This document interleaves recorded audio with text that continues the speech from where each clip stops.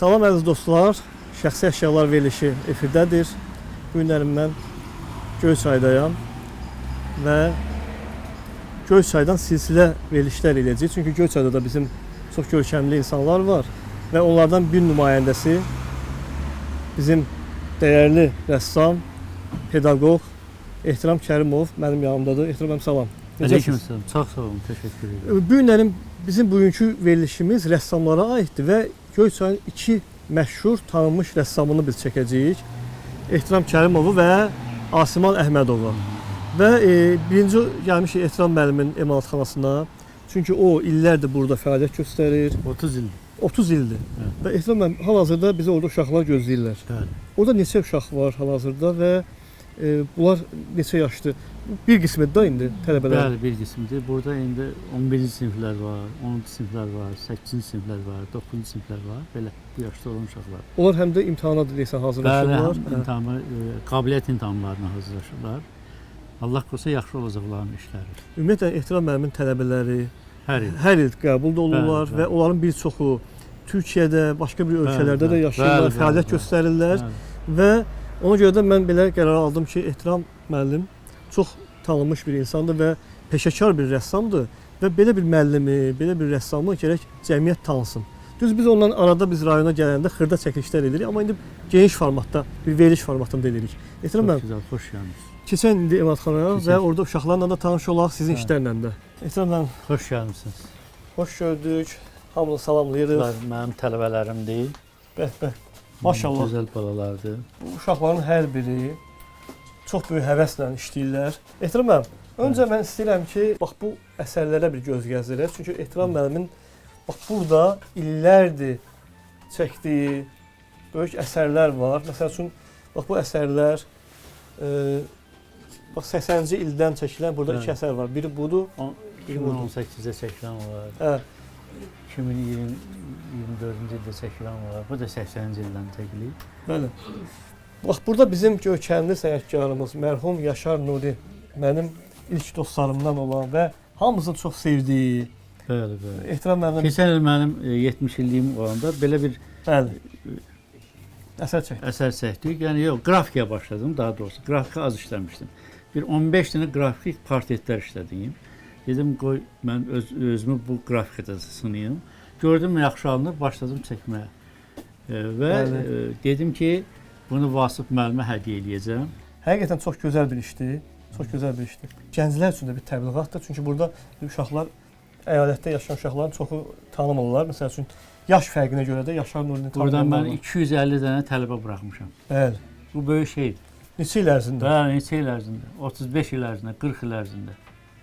Mən qeyd edeyim ki, bax verilişin əvvəlində unutdum bunu deməyə. Ehtiram Kərimov həm də mənim müəllimim olub, rəsm müəllimi. 90-cı illərin sonları işləmişəm. Ehtiram müəllim bizə rəsmdən dərs deyirdi və çox məsuliyyətli, çox həvəslə bizdən məşğul olurdu. Mən istəyirəm biraz əsərlərə toxunaq. Bax hal-hazırda burada dostlar, hal-hazırda burada uşaqlar yəni işləyirlər də, proses gedir. Bax burada bunun adı nə gedir? Ehtiram müəllim. Natürmort janrıdır. Bəli, natürmort janrı qurulub hal-hazırda. Bəli. Bayda bunu burada uşaqlar işləyir. Uşaqlar işləyirlər. Məsələn, Ehtiram mənim hərəsinə bir tapşırıq verir. Məsələn, biri işləyir. Gips heykəlləri işləyir, biri natürmort işləyir. Biri portret işləyir. Bəli. Şarj janrında işləyən var. Yox, onu mənə hədiyyə eləyiblər dostlarım. Ehtiram yubileyində hədiyyə olunub. O cavandığımı çəkiblər, bu da şey. Çox maraqlıdır. Bu isə artıq süni intellekt dövrü deyə düzəldiblər. Bəli. Ehtiram mənim gəncliyi. Burada mənim bir Gürcüstanda olan, sərgidə Gürcüstanda olan diplomumdur, oradan veriblər. Ehtiram mənim baxmayaraq ki, bax dostlar, burada mən neçə ölkədə sərgilərim olub. Türkiyədə, Gürcüstanda, Bakının özündə 2 dəfə qrup sərgimiz olur.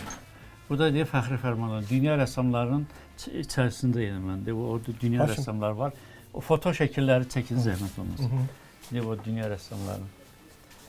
Fəxri fərmanlar, müxtəlif ölkələrdə alınır. Rəssamlar İttifaqının müavini Ağal müəllimin verdiyi fəxri diplomdur. Ağal müəllimi salamlayırıq. Ağal İbrahimov. Salamlayırıq, bəli. Yuxarıda da bizim generalımız Bəli. Şuşanı alan general. İkinci Qarabağ müharibəsində fədakarlıq göstərmiş Bəli. Hikmət Mirzəyev. Bu da akvarel portret çəkmişəm. O məşhur akvarelist rəssamdır. Florian Stepan. Onun əsəridir. Mənə bir dənə əsər ver, bir də bax vurmuşam. Bir də burdadır, onu göstərəcəyik indi. O öz əsərini Türkiyədə. göndərir, Ehtiram müəllim ona öz əsərini göndərir. Türkiyədə olmuş. Onun bir əsəri də bax burdadır. Bəli. Florian Stepanın əsəridir bax bu. Çox gözəldir. Çox peşəkar akvarelist rəssamdır. Ehtiram müəllim, bax bu əsər, bax bu gəmi, qayıq Bəli. göldə O batır. dənizdə fırtınadır. Fırtınada batmır, yəni Bəli. Tüğyanın fırtınanın içindədir Bəli, və o şəklə baxanda da adama Gəmi qorxu keçir. batanda bunlar qayıqla o matroslar orada olan insanlar özlərini qayıqla xilas edirlər. Bəli. O birisi gəmiləri batır. Bu neçənci ildə çəkmisiniz? Bunu keçən il çəkmişəm. Yeni əsər. 2024, 25-ci ildə. Yeni əsərim. Tamam, əsərlərdən satdıqlarınız olub da bildiyim Olub, satdıqlar da olub, bəli. Hı. Portret də çəkmişəm mən. Portret zanında çox işləyirəm. Portretlər də çəkmişəm, çoxlu. Bir də bir məsələ var. Ehtiram müəllim Mənzərələr də işləmişəm. əsərlərin çox qiymətləndirilir və məsəl üçün deyək ki, bu bahalı bir əsərdirsə, ona müəyyən məbləğ təklif edirlər. Onunla razılaşmayıb dəfələrlə. Bəli, bəli, Deyir, yəni mən burada iş var. Bəli, bəli. İş var. Şeydə Eldar Riyazanovun filmi var. Fleyta üçün unudulmuş melodiya. Orada əsərə baxır, o müdiriyyət gəlib baxır. Bunlar başqası buraxır nədir? Deyirlər ki, əşi bu neçədir? Deyir, bu nə bilim, 100 manat. Deyir, bəs bu neçədir? Deyir, bu 500. Deyir, burada nə fərq var ki? Deyir, iş var orada. İş var. Deyir, iş nədir? Deyir, iş var. Yəni İş var. izah edə bilmir. Bəli.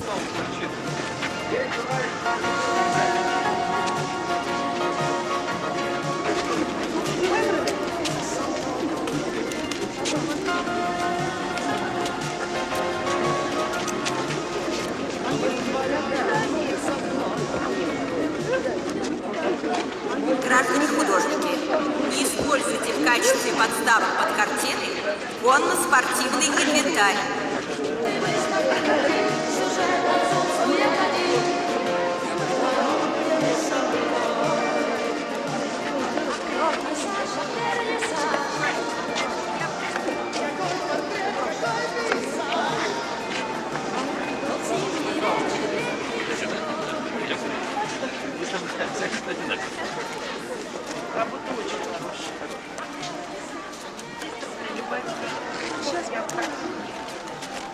Почем торгуете-то? 300 рублей. Ого, крепко. А это? 400. А почему же это дороже этой? Работы больше. Какая же это работа? Безобразие, мазня. Мясоедов. Секса нет. Какого еще секса? Rəssam beyinlə işləyir, ürəklə işləyir. O iş beyinlə, ürəklə işlənən iş doğrudan da gözəl alınır. Bəli. Onun ki, bütün ömrü qoysun. Onlar mənim hamısı evlatlarımdır. Bütün əsərlərim mənim evlatlarımdır. Çünki ora bir böyük enerji gedir, Bəli, vaxt bəli, gedir. bəli, bəli. Ürəklə çəkirsiniz onu. Bəli, bəli, elə. Bax, Ehtiram müəllimin ilk işlərindəndir. Bax, o istəyirəm bu əsərə toxunaq. Hə, o 1980-ci ildə çəkmişim bu əsəri. Təbiət daxilində natürmort. Ən qiymətli əsərimdir mənim. Öz belə rənglər indi yoxdur. Bu həm də ən bəlkə bahalı əsərlərdən biri də budur da. Rənglər, Bəli, bəli. onun bütün və Görürsünüz, bu işlənən, bu rəsm keçən işləmişəm. Bunun rənglərinə baxın, bunun rənglərinə. Çox Görün nə böyük qədər fərq var. Ha. Burada rənglər tamam başqadır. Bəs burada tamam illər başqadır. keçəndən İllər kimi keçsə o bir dəyişiklik olur. Təmiz kət. O necə var elə işlənib, elə də qalıb. Görün, 46 ildir mənim. 46 ildir o şəkil var. Bəli, Və bəli. eyni şəkildən başqa forması da Başqa forması da 46 ildir. İtaliya gecəsi. İtaliya hansı şəhərdə və Roma Venesiya şəhəri, və hə, Roma. hə. Onu hansı Dəniz. nəsə baxıb çəkmişdiniz yoxsa? Bəli, baxıb çəkmişəm. Balaca bir jurnalda görmüşəm, nəsə xoşuma gəlmişdi. Təbii ki, Göyçayın atributudur. Nar. Narımız bəli. Və nar məsəl üçün asimandır biz otağına girəndə, o da nar. Yəni mümkün deyil də nar olmasın. Simvoldur, Göyçayın simvolu. Görsənlər həmişə çoxlu narı çox çəkirlər. Bu qadın rəsmində rəqs edən qadın da çox İspan gözəldir. rəqsidir. Bəli. İspan rəqsidir. O momentdə də çəkilir. Barmaqlarının üzərində Bəli, bəli. Yanıb. Ayaqlarını atırırıq, da düşür. şəkil o qədər canlıdır ki, sən hətta orada musiqini də sanki hiss edirsən ki, orada hansı musiqiyə rəqs edir. Bəli, bəli.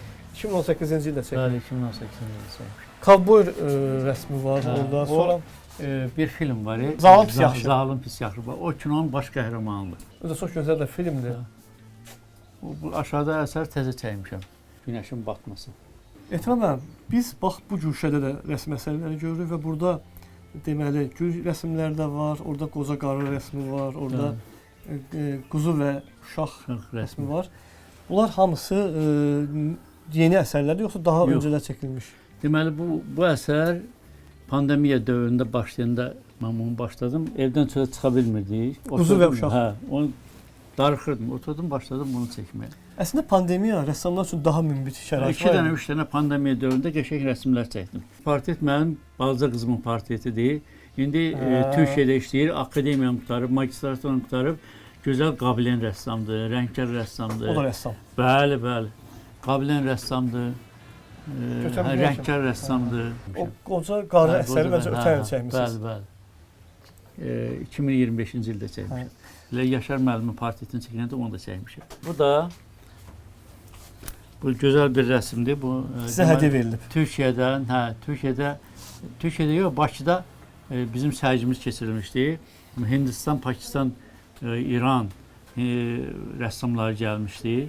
Orada mən həmən bu rəssam bunu mənə hədiyyə verdi. Mən də ona öz işimi verdim beləsinə. Çox gözəl əsərdir. Çox gözəl akvarelist rəssamdır bu. Ümumiyyətlə Pakistan Hindistanda çox gözəl professional akvarelist rəssamlar var. Bu əsəri mən yuxuda görmüşəm. Deməli bu əsər insanın ömrü deməkdir. Deməli saat insanın bütün həyatı saatla ölçülür. Suatar körpüsü var burada. Bütün insanlara müraciət edirəm ki, ay insanlar, heç vaxtda pislik eləməyin. Pislik eləsiniz, bax burada cəhənnəm yazmıyor. Bu cəhənnəmə düşüb yanarsınız.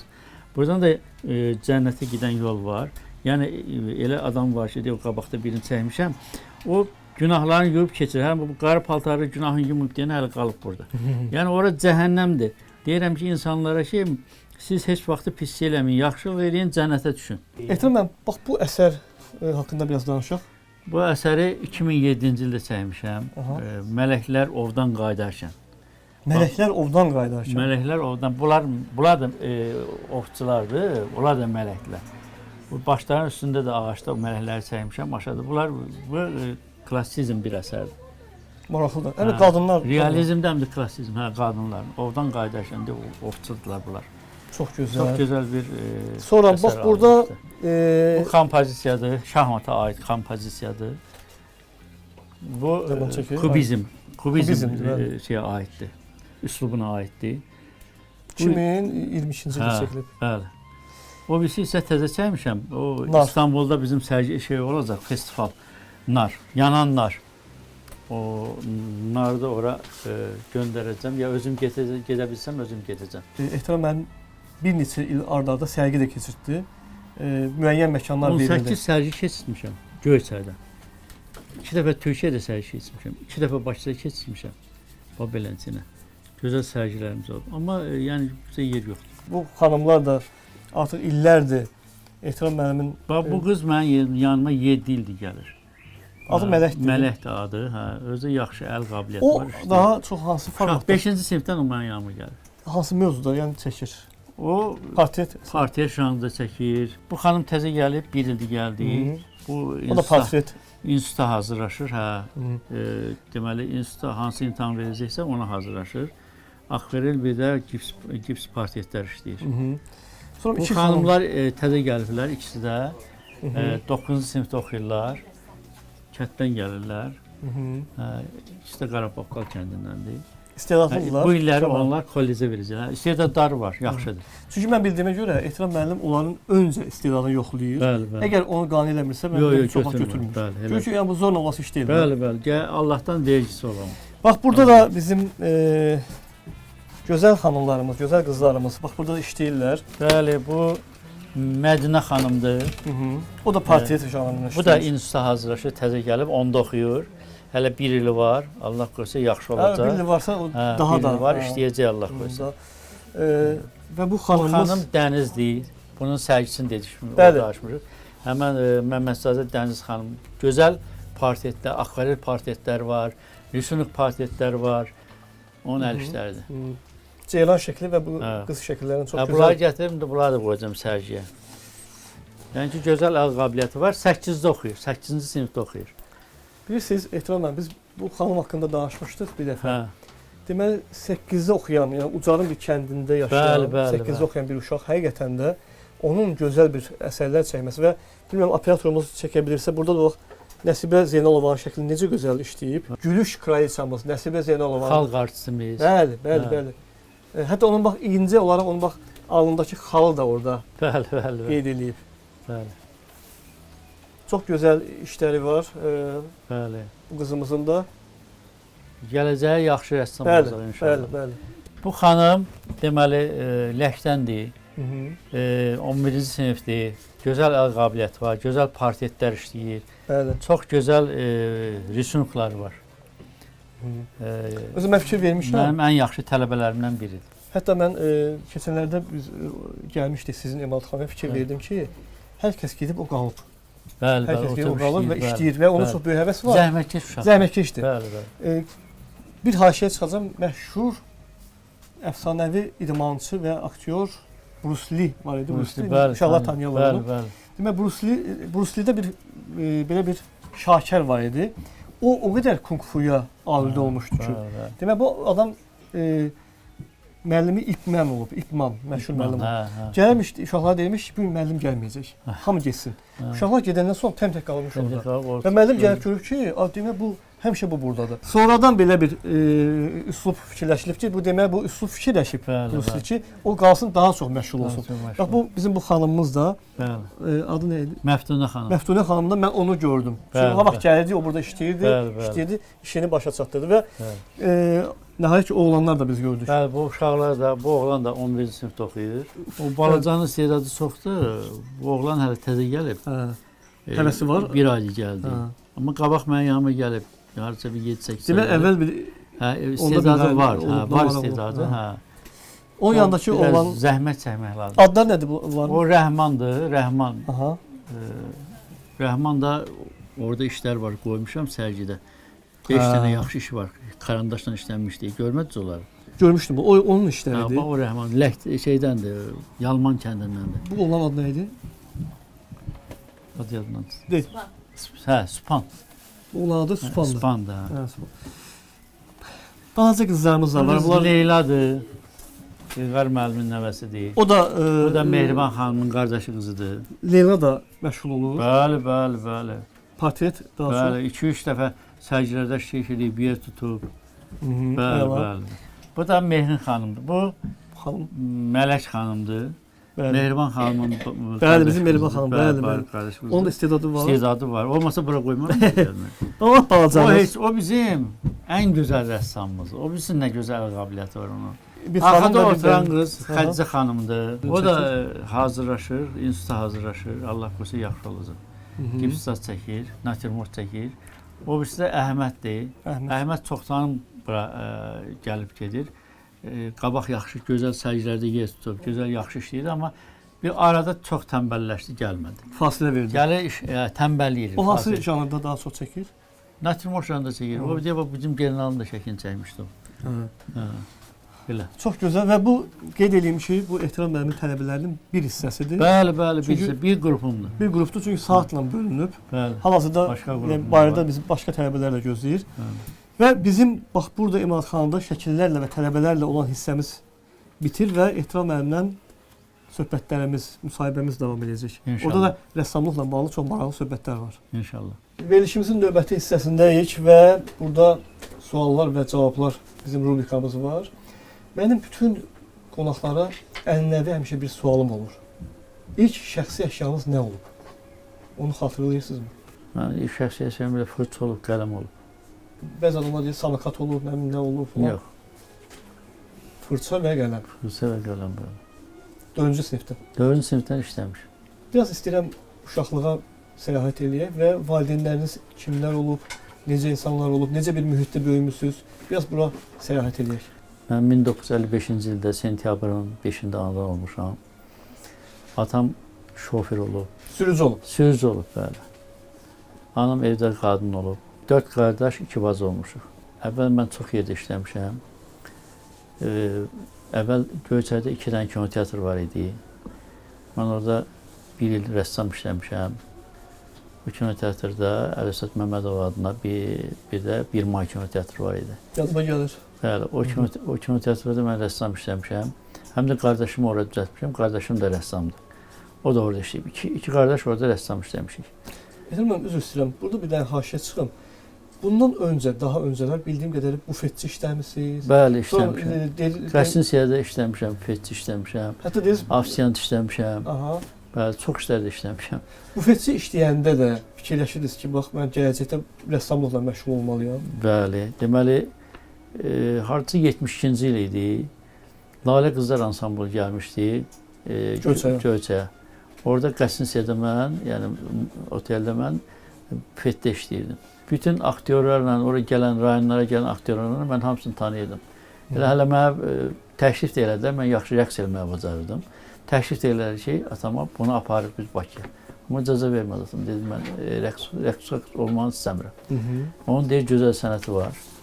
Hələ Zeynəb Xanlarova da gəlmişdi ora. Zeynəb Xanlarovanın, deməli, mən o vaxtı Azərbaycan Qadını jurnalında şəkil var idi, əlində mikrofon. Onu belə qəşəng çəkmişdim üstünə, vurmuşdum elə bufetə. Orada gəldi, gördüm. Çox dedi, gözəl qabiliyyətim var. Zeynəb Xanlarova. Bəli, Zeynəb Xanlarova. Bu neçənci il idi? 72-ci il. 72. Xeyli zaman keçib. Bəli. Və bəlkə də bu tələbələr də burada bizi dinləyirlər. Bəlkə də onlar da bilirlər. Ehtiram müəllim çox yaxşı parodiya qabiliyyəti var və Azərbaycan filmlərini çox sevir. Bəli, sevirəm. Bütün Azərbaycan filmlərinə baxmışam. Əliağa Ağayev kimi danışır. Bəli. Mənim bir dostum var, rəssam dostum. O da elə danışa bilir. Elə mən də ondan öyrənmişəm. Tarix müəllimi. Danışa bilərik. Bəli. Yəni onun hansı filmini daha çox?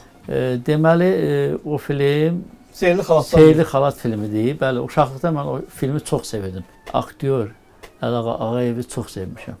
Onun gözəl sənətkar olmağını, gözəl aktyor olmağını, rol necə aparmağını çox sevmişəm. İstəmişəm ki, onu həmişə parodiya eləyəm. Bir-iki filmlərindən elə öyrənmişdim. Özü ən rahat parodiya olunan biraz o da. Bəli. Çünki hamımız səsimizi biraz oxşada bilər. Bəli. Məsələn, Seyirli Xalat filmində belə bir epizod var idi. Aynen görürüm, sen ağırlı oğlansan. Gel bu xalatın seyrini mənə at, mən sənə böyüyə inan verirəm. Xəzinədar, oradan bir kisə qızıl gətir. Yəni dolu kisə. Qoy payanlar bizim səxavətimizi görsün. Bu qədər. Qonşun, sən alim adamsan. Bizim qazdığımız bu dərmə deşik. O boyda Lemesin qabağını saxlayan. Ay saxladı ya. Doğrudan da Əliağa Ağayev, onun səsi parodiya daha çox yatır və bəlkə də bu uşaqlar indi eşitdilər adını, gedib axtarıb tapacaqlar o filmləri. Bizim Cəmiş müəllimi baxıblar. Əliağa Ağayevin portretini çəkmişəm. Çəkmisiniz? Qrafik çəkmişəm. Arkada Yaşar Nurinin biz portretini görürük və bayaq da biz onu verilişin birinci hissəsində vermişik. Rəssamlığa maraq necə formalaşdı? Mənə hələ uşaq vaxtından şəkil çəkməyi çox sevirdim. Sonra 10-cu sinif qutaranda elə kinoteatrda mənə qəbul edildilər. Gördülər ki, gözəl mənim yazı xəttim var idi. Belə gözəl yazırdım. Bəli, səliqəli yazırdım. Afişada gözəl yazmalısan da. Sonra bir-iki dəfə kino qəhrəmanlarının portretini işlədim. Belə ki, Yeseniya kinosu var idi. Yeseniya kinosunda Yeseniyanın baş qəhrəmanının o qızın, çıxan qızın portretini işlədim. İnan ki, nə qədər o cəmaatı cəlb elədi da filmə ki, belə bir gözəl filmdir. Hamı gəldi o filmə. O şəkilə görə çox adam gəldi o filmə baxdı. Neçənci il idi bu? Bu olub hardasa 73-cü ildə. Və bildiyimə görə ilk rəsm əsərlərinizin sərgisini evinizin həyətində eləmisiniz. Bəli. Deməli, ilk dəfə məktəbi qutarandan sonra 1979-cu ildə mən Əzim Əzimzadanı qutardım. Bir il Bakıda işlədim, 80-ci il. 80-ci ilin ortalarına kimi Bakıda işlədim.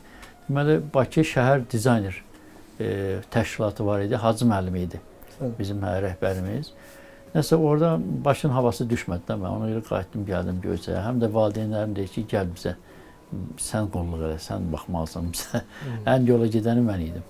Nəsə, gəldim Göyçaya. Göyçədə deməli, hələ sərgi açmamışdan əvvəl belə oldu ki, məktəbə daxil işləməyə girdim, orta məktəbə.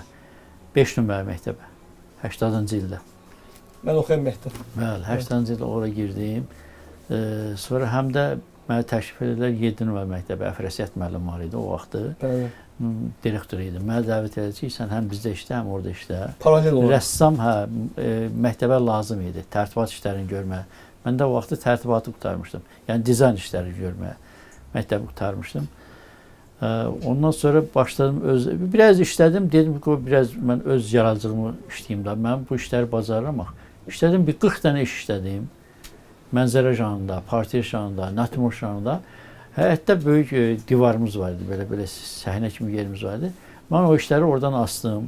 Qərara gəldim ki, öz məktəb müəllimlərimizi, tələbələrimizi öz səcimə dəvət edeyim. Belə dəvət elədim. 2 avtobus gəldilər, baxdılar, çox gözəl təəssüratla getdilər. Dedilər ki, nə gözəl, biz bilmirdik siz belə rəssam olmalısınız. Biz sizi müəllim kimi qəbul eləmişik. Ondan sonra sərgi açmamışdım. Sonra işlədim. 2022-ci ildə Mehriban xanım mənə dəvət elədi. Orada Aqil müəllimin 50 illiyi keçirilirdi. Alban kitabxanasında. Alban kitabxanasında. Mənə dedi ki, bəs belə-belə. Dedim ki, bəs mən işləmişəm, amma mən hələ sərgi eləməmişəm. Dedi ki, gəlin sizin burada sərgi uzatacaq. Aqil müəllimin yəni 50 illiyində. Yoluma gəlir. Dedim, necə ola bilər? Dedi ki, necə ola bilər? Bu kitabxanada açacaq da. Dedim, onda biraz mənə vaxt verin, 1-2 ay. Bir 10-15 dənə də təzə işlər işləyeyim.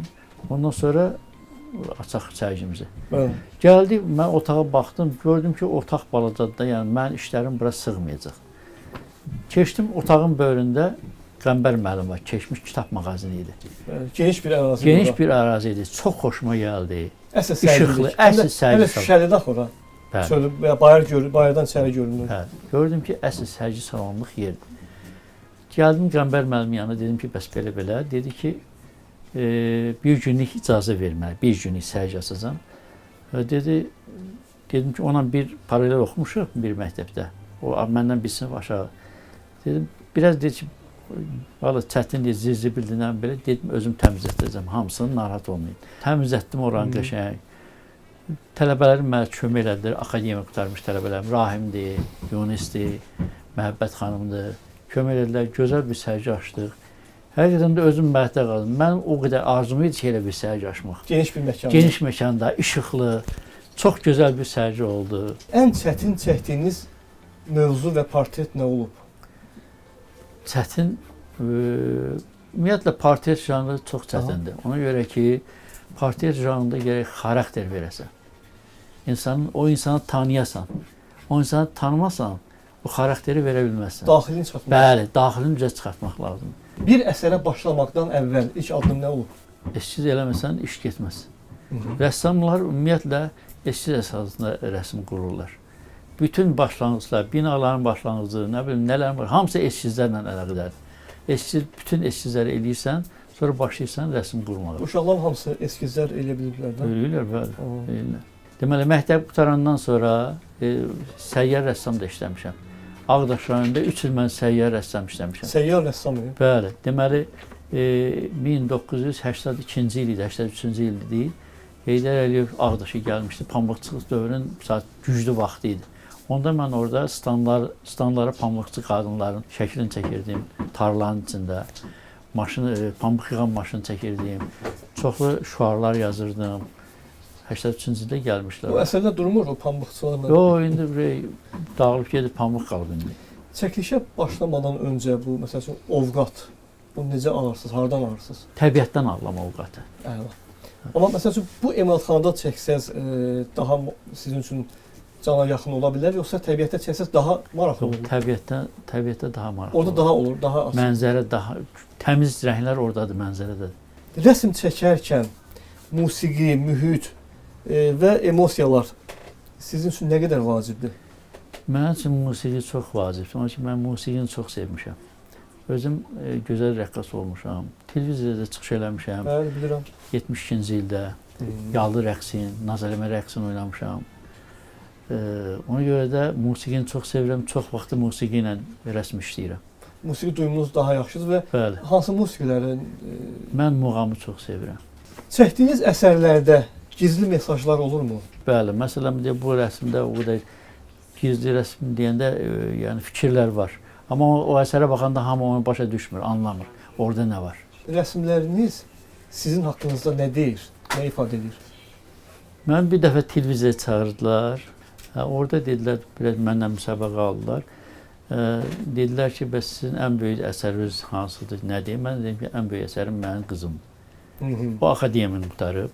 Sizin yolunuzu davam etdirir. Mənim yolumu davam etdirir. Çox gözəl əsərləri var. Çox gözəl istedadı var. Həm mənzərə janrında, həm rəngkarlığı çox güclüdür. Özü qabiliyyətlidir. Qabiliyyət batikə işləyir. Hansı rəng sizi daha çox ifadə edir? Mənim ən çox sevdiyim rəng bənövşəyi rəngdir. Mən çox bənövşəyi rəngi sevirəm, amma ki, mənim işlərimdə çox bənövşəyi rənglər çox olur. Ən emosional əsəriniz hansı olub? Bax, emosional əsər bu deyə məsələn o ola bilər. Amma ki, onu çəkəndə o çoxlu həyəcan keçirirsən. Bax, mən də razıyam. Məsələn, insanların fırtınadan canını qurtarmasını göstərmişəm. Yəni gəmi batır, başqa qayıqla orada xilas etmə, bəli. İnsanların sənətə baxışında nə dəyişməlidir sizcə ehtiramla? Yeniliklər eləməlidir insan. Hər sahədə? Hər sahədə yeniliklər olmalıdır. Mən indi məsələn partiya şanında işləyirəm, naturmort şanında işləyirəm, kompozisiya istəyirəm ki, yeni bir nəsə axtaram, tapam. Ümumiyyətlə rəssam həmişə axtarışda olmalıdır. Çox əla fikirdir bu, ehtiramla. Çünki mən həmişə görürəm ki, siz həmişə təzəsiz, həmişə yenisiniz. Yeni tələbələr, yeni işlər, yeni portretlər çəkirsiniz, yerinizi saymırsınız. Bu çox vacibdir. Dünyasını dəyişmiş, bəlkə bu uşaqlar üçün də maraqlı olar, məşhur rəssamlardan kimdən görüşmək və söhbət eləmək istəyərdiniz? Azərbaycan rəssamlarına. Azərbaycan da ola bilər, dünya şöhrəti də ola bilər. Məsələn, Səsdər Bəhluzədə ilə görüşmək istəyərdim. O, mən Əzim Əzimzadəyə gələndə o dünyasını dəyişdi. Biz onun kollektiv tələbələrinin onun Əmircana qəbrinin üstünə getmişdik. Amma həyatda görə bilməmişdik. Həyatda görə bilmədim. Həyatda görmüşəm. 1970-ci ildə görmüşəm. Belə görmüşəm ki, Uzaqdan belə qardaşım onda 3 yolda işləyirdi, ofisiyant işləyirdi. Mən də oraya getmişdim ona kömək eləməyə. Dedim ki, bir nəfər gəlib otur burada, özü də köhnə paltarda, belə çantalı zaddır. Qardaşıma dedim ki, nəsə o yolçu yoxşur, nəsə gəlib otur burada, gəl istsən özün danışın. Belə vaxt deyirdi, bu Səttər Bəhluzədə deyir. Dünya şöhrəti. Dünya şöhrəti rəssam Səttər Bəhluzədə. O çox sadəymiş. Gəlib orada çörək yeyirdi. Səttər Bəhluzədə bütün Azərbaycan regionlarını piyada gəzirdi. Bəli. Ki, təsvir eləmək üçün. Gözəl məqamlar axtardı, tapırdı işləmək üçün. Bəs dünya məşhurlarından hansı? Dünya məşhurlarından ən çox sevdiyim Leonardo da Vinci'dir, Rafael Santi'dir. Rembrandt'ı çox sevmişəm. Onun portretlərində onun gözəl fonları olub. Elə mən çox portret çəkəndə Rembrandt'ın fonundan istifadə edirəm. Onların hansı birinin əsərlərini görmüsünüz həyatda? Real həyatda hansı? Yox, həyatda görməmişəm. Amma məndə kitablar var. Oradan görmüsünüz? Oradan görmüşəm, bəli. Salvador Dali, Rembrandt, Da Vinci, Picasso, Van Gogh, Frida Kahlo. Bu rəssamların sənət əsərlərində bir də münasibətinizi bilin. Salvador Dali fantastik əsərlər rəssamıdır. Sürrealizmdə.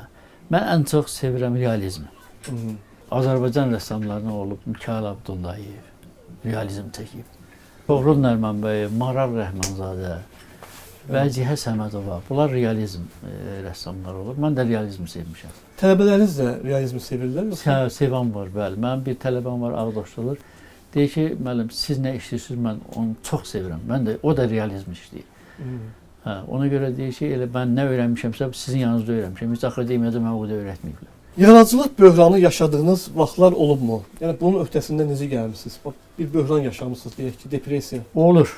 Olub elə vəziyyətlər. Harca görsən ki, 5 il əlimə heç nə almamışam, işləməmişəm. 5 il? 5 il.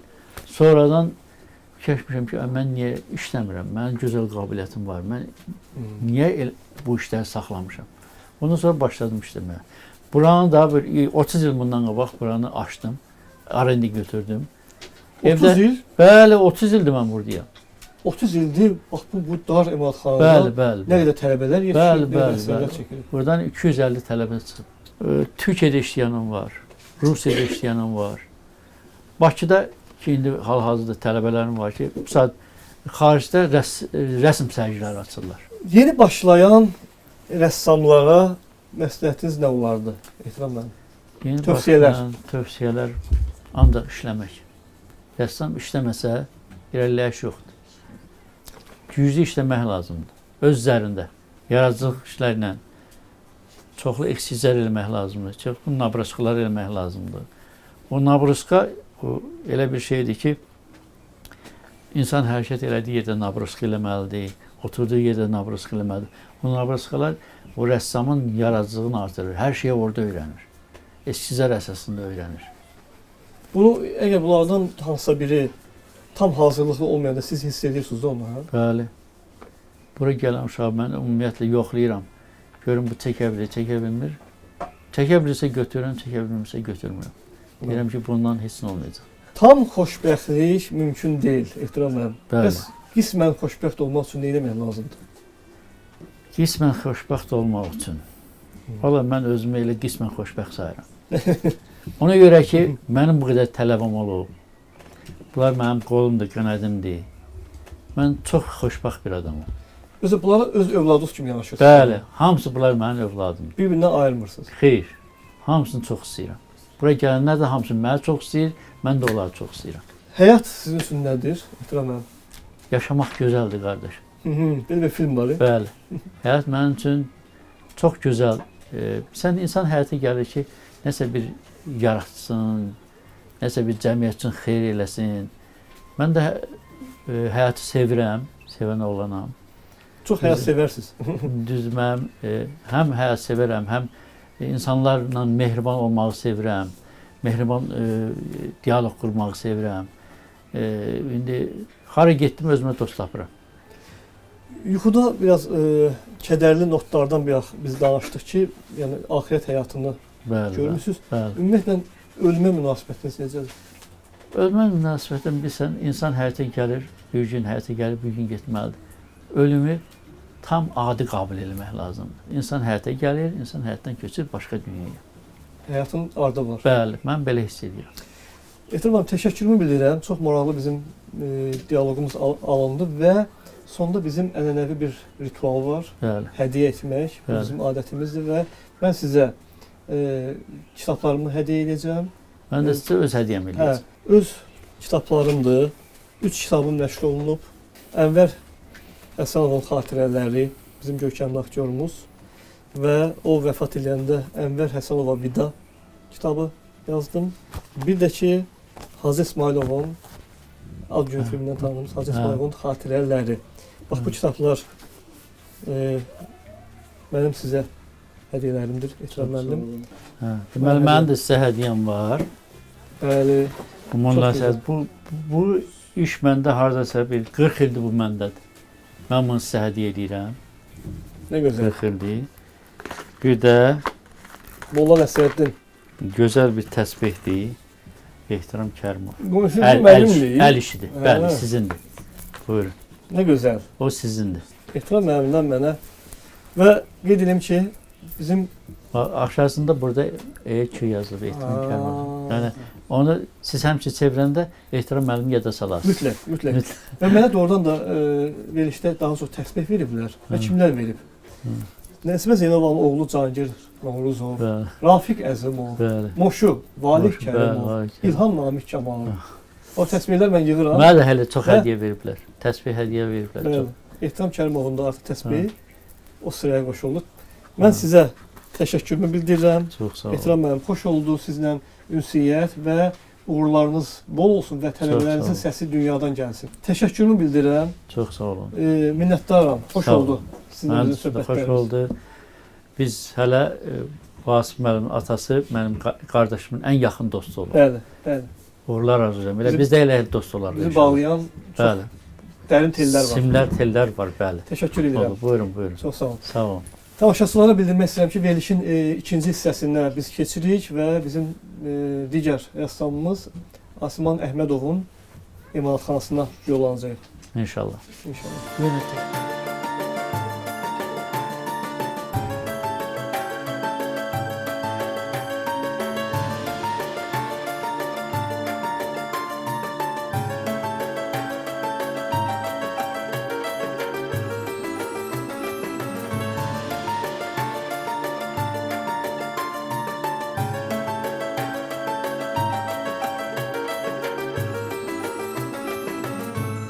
Dostlar, şəxsi əşyalar verilişinin ikinci hissəsi davam edir. Mən verilişin əvvəlində qeyd eləmişdim. Biz Ehtiram Kərimovla çəkilişlərimizi yekunlaşdırdıq və gəldik bizim çox dəyərli, istedadlı rəssamlarımızdan biri Asiman Əhmədovun emalatxanasına. Asiman müəllim, xoş gördük. Xoş gördük, xoş gəlmisiniz. Biz daha öncələr də Asiman müəllimlə çox görüşmüşük, onunla xırda çəkilişlərimiz olub. Amma mən düşündüm ki, veriliş formatında bir geniş veriliş eləyək və çünki bu insanlar Göyçayın ən tanınmış simalarıdır və onların çox gözəl işləri var.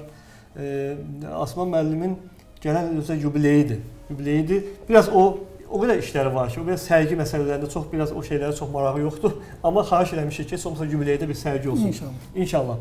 Asiman müəllim, mən düşünürəm biz gedək üzü Gülşə tərəfə.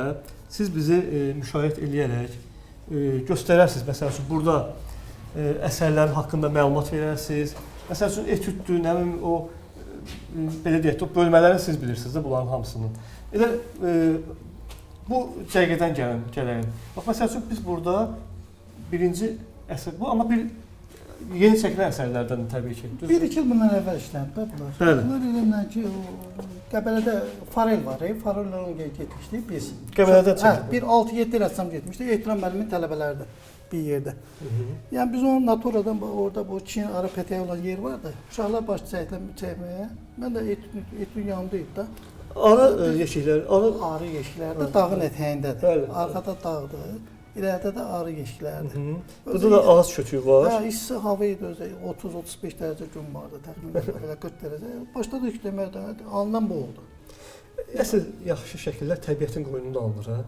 Əlbəttə ki, o təbiətdə olan rəngi ki, bura vurursan, məsələn, etüd belə bir şeydir ki, sən onu orada işləyirsən də, əgər tamamlaya bilməyəndə gəlib o Massaskoyda işləyəndə, emalatxanada işləyəndə sən ona ki, rəng əlavələr edirsən. O rəng heç vaxt sən etüddə olduğun vaxtda olduğun rəngi əvəz edə bilmir. Çünki sən o təbiətin qoynundasan. O daha təbiidir. Orada işıqlıq səviyyəsi Massaskoyun səviyyəsindən bir deyil axı və yaxud da ki, kraskanın özünün tonu o işıqlığı verə bilmir. Sən təbiətdə olanda yaxınlaşırsan ki, o gördüyü yaxın eləmək istəyirsən də.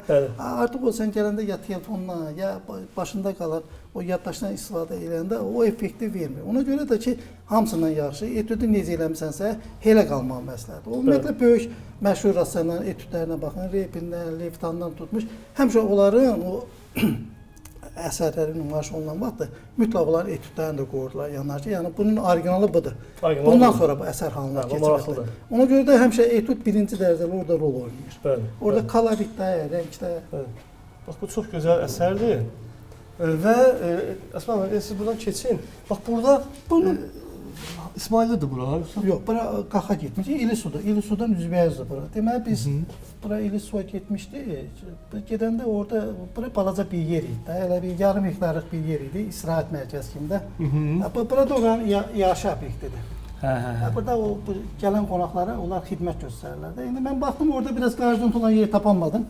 Hətta cəmaət da çox idi, səs-küy. Ətrafda insanlar da var. İşləmək lazımdır. Ona görə də etüdünü yaşdım, elə birbaşa o yaşa xidmət olan yeri başladım naturadan işləməyə də. Yəni hava isti idi, orada görsən gün. Uşaq da var idi orada. Uşaq demək həmin ailənin bu yəni nəvələri olardı da. Uşaq da gəzib çıxırdı orada burada. Mən də o işlikdən tulladım da ora. Ki yəni olmağa yaxşı da o biraz hərəkəti bildirir. Yəni boşluğun qarşısını almaqdan ötərdi. Və də paltarlar, sonra pəncərənin aşağısında. Burada da görsən onlar şeydir, bal satırlar. Təbii bunlar, təbii bal. Burada yaşayırlar da onlar o 2-3 ay ərzində. Bunlar arı təhnələrdir. Bunlardakı baldır. Və ətrafda da ağaclardır, kölgəsidir, arxa fondur. Aslan müəllim, biz gəldik, bax bu güşədə də çox gözəl gecə şəkli var və ay işığı. O həmin o gecə Oruçluq ərəfəsi idi səhv eləmirəmsə, o muzeyin həyətidir. Ora görünən bina biri bələdiyyənin binasıdır. Sol tərəfdə qaranlıqda görünən bina keçmiş arxivin binasıdır. Qarşıda da çarhoz idi. Xoşuma gəldi, mən etüdünü açdım, naturadan işlənib bu. Oradan baxmısınız? Başda nə o naturadan işlənib. Sonra heç bir ərzaq da varılmıydı. Görürsünüz, şəkilləri etüd formasında da qalıbdı. Neçə il şəkildir özü? O təxminən 25 il var o şəkil. Naturadan etüd olunub. O məndə bir neçə variantı var, başqa vaxtlarda eləmişəm etüd olan. Bax burada da keçdi bura İsmailin Cülyamıdır. O Cülyam istirahət mərkəzidir. Deməli onun bu böyük tərəfdə o kilənin yeməkxanası var. Orada amma burada isə onlar mənim toyuqçuda saxlayırlar, induşka saxlayırlar nəsə. Mənim üçün nəsə bura maraqlı gəldi. Bu əbülşüm ağacı, irəlidə köhnə tikiliyin olması, irəlidə yaşıllıq, gültüsə, arkada da dağların görünməsi. Dağın siz diqqətlə fikir verirsiniz, orada dağda yamaz var. Yamazdan özü həm kənd evlərdə uzaqdan görünür, Yaşam var. həyatı tərənnüm elətdirir də. Uzaqda da istəyirsən ki, yaşayış var. Bəli. Komfort həyat çox vaxt rəssamları qane eləmir. Mütləq o biraz köhnəliyə, təbiiliyə meyl olur da. Bəli. Komfortda nə bilim, reşokka, nə bilim, dürəbəzər şeylər, nə bilim, plastik pəncərə, nə bilim, amma köhnəlik daha çox maraqlı. Sizin yazınızda güllər də çoxdur, bax rəngarəng güllər. Ən çox sevdiyiniz rəng qırmızıdır. Bu bizdə keçmişdə mübariz gül adlandırılırdı. Mən bu pəncərəmdir. Demək 5 mərtəbədə yaşayıram. Mən bu cənub istiqamətinə baxırdım. Bunu mənə işçilər gətirdilər. Hətta heç orada o fincan da mənim deyil. Onu da iş yoldaşlarım demişdilər mən. Mən də baxdım o rəng çalarına baxdım, xoşuma gəlir. Qoydum pəncərə işləm. Bu da hardasa 2 saat yarım işləmişəm. O zaman işləyən vaxtda bizdə yadçı Əlsətər Hüseynli var. Bəli. O da gəldi bizə. O da gəlib çıxdı işin üstünə də. O da elə telefonla çəkiliş edirdi, paylaşacağım adamlar zətlər var.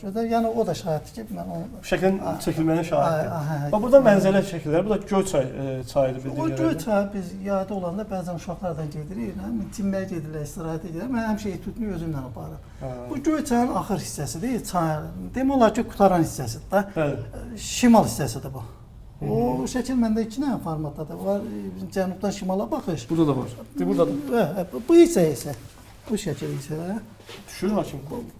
bu isə şimal tərəfdən cənub tərəfə də, yəni çayın qutaracaq tərəfindən Göyçay tərəfə baxışdadır. Bu axşamüstüdür. Burada bir şey fərqlidir ki, məsələn bizim zonalarda dağlar çılpaqdır da. Məsələn o ağacda olan dağlarda axşamüstü gün zad batan vaxt o yaşıl rəngdən göyün koloriti bir-birinə qarşı koriçinli koloriti. Amma bizdə dağlar çılpaq olduğuna görə orada mavi kolorit, narıncı rəng olur, bənövşə Rənglər oynayır. O qədər axşamüstü o çılpaq dağlar gözəl görünür ki, çünki o dağlar hamısı bir-birindən məsafədə olduğuna görə rəng çaları dəyişir. Yəni o baxımdan baxanda o çılpaq dağlar axşamüstü gün batan vaxtı daha çox maraqlı görünür. Mən çalışmışam ki, 10 verim. Bu da Göyçay çayıdır. Yayda bizdə Göyçay çayında bir də görürsən su olmur da, az olur. Bu su az olan vaxtıdır. Deməli, narlar bütün rəssamların xüsusi bir, belə deyək, Göyçay rəssamlarında var. Bütün emalatxanalarında nar rəsmləri var, müxtəlif formada. Bax, çeşid olan masa üzərində narlar, bax, belə görüntülər də var. Təkdə var və müxtəlif formalarda. Nəsə bu əlavə edirsiniz bayaqlarım narla bağlı? Nar baxmayaraq ki, nar meyvə sadə görünür, amma nar işləmək çətindir. Çünki bəzən görürsən 5 tərəfli görünür, 6 tərəfli görünür, yumurdan görünür və ya da kub kimi görünür. Biraz çətindir onu işləmək. Papaqlısı var, bunun qara yerləri var. Ümumiyyətlə meyvələrə baxanda məsələn almadan onun işləməsi bir dördə, narda biraz çətindir. Bəli. Bu da o vaxt bu Yəni nar asan deyil çəkmək. Yox. Çox çətin meyvə. Bu nə qədər vaxt aparır? Bu təxminən mən onu 3 seansa işləmişəm. Hamısında 2 saat yarım, 7-8 saata belə təxminən. 8 Bir gün ərzində bitə bilər. Bir gün ərzində əgər işləsən, amma adam yorulur da. 3 saat işləyəndən sonra sən eləmlə ki, biraz gözün yorulur, rəngləri qarışdırırsan da. Vazda təşkilatlar da var. Bazı o qırağında terakotdadır. O terakot da bolluğun simvoludur. Terakot da nə deməkdir? Bişirilmiş gil deməkdir. Gil. Hə, gil var deyə, o gil də var da onun. Yarın glin deyirlər, nə deyirlər, bax beləncə. Gil var. Hə, bişirilmiş qırmızı gildən o deməli o terakot da onun adından qaldı. Terakotdanın onun özünün fiquraya heç bir elə bir dəxli yoxdur. Amma o bolluğu simvolize edir də. Məsələn bizdə keçmişdə deməli o bizə indi ağaclar buduyurlar ki, meyvəni özü versin də. Keçmişdə də insanlara elə qurban verirlərmiş ki, yəni bolluq olsun da. Bolluq mərkəzə yerləşsin. Amma sonra zaman keçdikcə onun heykəlləri də bu Göyçayda bizdə muzeydə olmalıdır görmüşəm mən. Bax burada Lahızdır mən bilən bura. Biz o vaxt Lahıza gəzməyə getmişdik. Lahızı orada mən onun öz telefonumdan çəkilişlər elədim də. Bu Lahızın axırı qutaran hissəsidir. Axıra yoxdur da. Bəs qəmbər yollar. Mən də onun telefonla işlədim, sonra gəldim evdə götürdüm. Kardondur, kətandır. Kardonsunu götürdüm də işıq kölgəyə görə. Bəs bu bura haradır? O Şirvan kanalıdır. Bax burada bu qış necə adam hiss edir burada? Bizdə Şirvan zonası olur, bizdə qar yağmır, bizdə qar yağır. Bizdə qar yağında toy bayram olur. Gözəl xanəndəmiz olub. Cabbar Qaryağdı olub. Qar yağdı oldu. Çox gözəl işlənilib. Yenə güllər var. Yenə də bu Şirvan kanalıdır. Yenə uşaqlarla getmiş. Orada fikir versəm uşaqlar balıq tutmayıblar, hamısı diyorlar. Qıraya balıq düşmür. O Göyçə Şirvan kanalı ilə orada körpü var da, ucara gedən yer. Bəli. Birbaşa onun üstündə dayanılıbdır. Onun üstündən o etüd olunubdur. O da birbaşa orada edilmiş etüdür. Bu da görsən o arkada dağlar, Surxay qalası, Ağdaş tərəfdə. O kanaldır görsən, orada su, nə bilim, uzaqda ağacdır, kolluq. Bax bu Asma mənim yeni işlərimdəndir. Mən çox xoşuma gəldi. Paylaşmışdım. Bu fotoda müəllimdir. Mən internetdə gördüm. Orada mənim xoşuma gəldi. İndi dünyamız bizim qalmaqalda, səs, küy, nə bilim, müharibələr, təsbiki, nə bilim, TikTok, hamısına qarşı aləm bir-birinə. Amma bu həyatda burada şəkildə fikir versən, bu ki həyat təcrübəsini artıq keçib də. Uşaq ailələr arasında fikir versən, kişi bundan bir addım irəlidədir. İndi ailələrdə stabillik yoxdur, axı, sabitlik yoxdur. Ən azından hansısa bir fikir ayrılığı olur, nə olsa hiss olunur ki, orada var onların içərisində. qadının duruşu forması. Yəni çalışmışam ki, onlar tərənnüm edəcək, olunsun da bu şəkildə. Amma biraz elə bir ki, bu ay işığa düşür, biraz ümid də var sanki. Yəqin ki də. Ümid olmasa mümkün deyil. Mən üçün ən çox burada bu kişinin sakit həyatdır. Sakitliyi seçməsidir. İnsan müəyyən bir yaş dövründən sonra sakitliyə. O mübarizədən zaten razılaşır, təbiətə ram olur da. Bilir ki, də bundan artıq irəliyə bilməyəcək. Razılaşır. Həyatından barışır. Bax burada da maraqlı bir deməli əsərdir bu da. Gün batan vaxtı arxa qorizontda görünən ağacdır, dağdır, nəsə, predmetlər, onlar mütləq konturdan olur. Konturu aydın görünür. Amma səhər-səhər gün çıxan vaxt o arxadan irəli arasında o konturlar götürülür. Bir not dumanın içərisinə girir, olmur o konturlarda. Burada deyim, mən baxdım, mənim xoşuma gəldi. Burada arxa plan, çayın belə olması. Bunu o məkanda olmusunuz, yoxsa hardasa götürürsünüz? Yox, mən fotodan istifadə edirəm. Fotodan istifadə. Bax, burada bir əsərdə var və Zərdabdır deyəsən bura. Bugün biz Zərdaba getmişdik. Orada bir qulu dayımız var. Bizim bura gəlib gedir də. İndi bilirsən də deyib harasa balıq tutma çətin bir. Ondan xahiş edirəm, sizdə özəl göllər var. Dedi var, mən tapşırırım, gedər. Dedim, amma mən şəkil çəkməliyəm deyib, balıq tutmanın lazımdır. O gün gedəsi oldu oraya. Getdim, etüdünü də aparıb, getdim, gördüm ki, doğrudan da Çin gölü var. Özü axar göldür bu. Axar göldür. Yəni dayanıqlı göldür. Su girir, çıxır da. Özdəki belə çölün düzündədir. Qayıq da var idi orada. Hə, qayıq var, çox maraqlı idi ora. Fikir versən orada ağaclar, nə burada quşlar zadlar vardı, uçurdu, nə bilim, aləm qarışmışdı orada bir-birinə. Amma maraqlı idi. Həm də orada külək zad da əsirdi. Dalğa zad verirdi suyun üstünə. Baxanda ümumiyyətlə belə də maraqlıdır. Çox maraqlıdır, çox gözəldir. Gözəl bir əsərdir. Və dostlar, biz davam edirik. Bax, burada da çox gözəl əsərlər var. Gül var yenə. Sonra bizdə Göyçədən Ucara gedəndə Şirvan kanalı üstündə körpü var. Hə, bilirəm. Orada aşağıda bir yer var, orada insanlar tez-tez gəlib balıq tuturlar. İndi oranı qazıb götürüblər, qalmayıb. Bu bizdə Karl Marksda yaşayan, indi rəhmətə gedibdi o kişi də, Xalit vardı. O idi. Xalidin şəkildə, Naturadan işləmiş.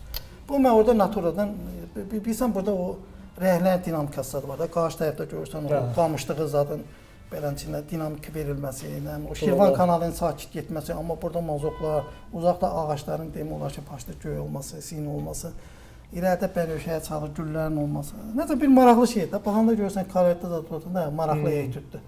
maraqlıdır. İstərsən məkan adamı çəkir. Bəli, bəli. Gözəldir. Çox gözəldir. Bu əsər də təzədir, bildiyim qədərilə. Bu mən deyim olar ki, ən axırıncı işlərimdən biridir.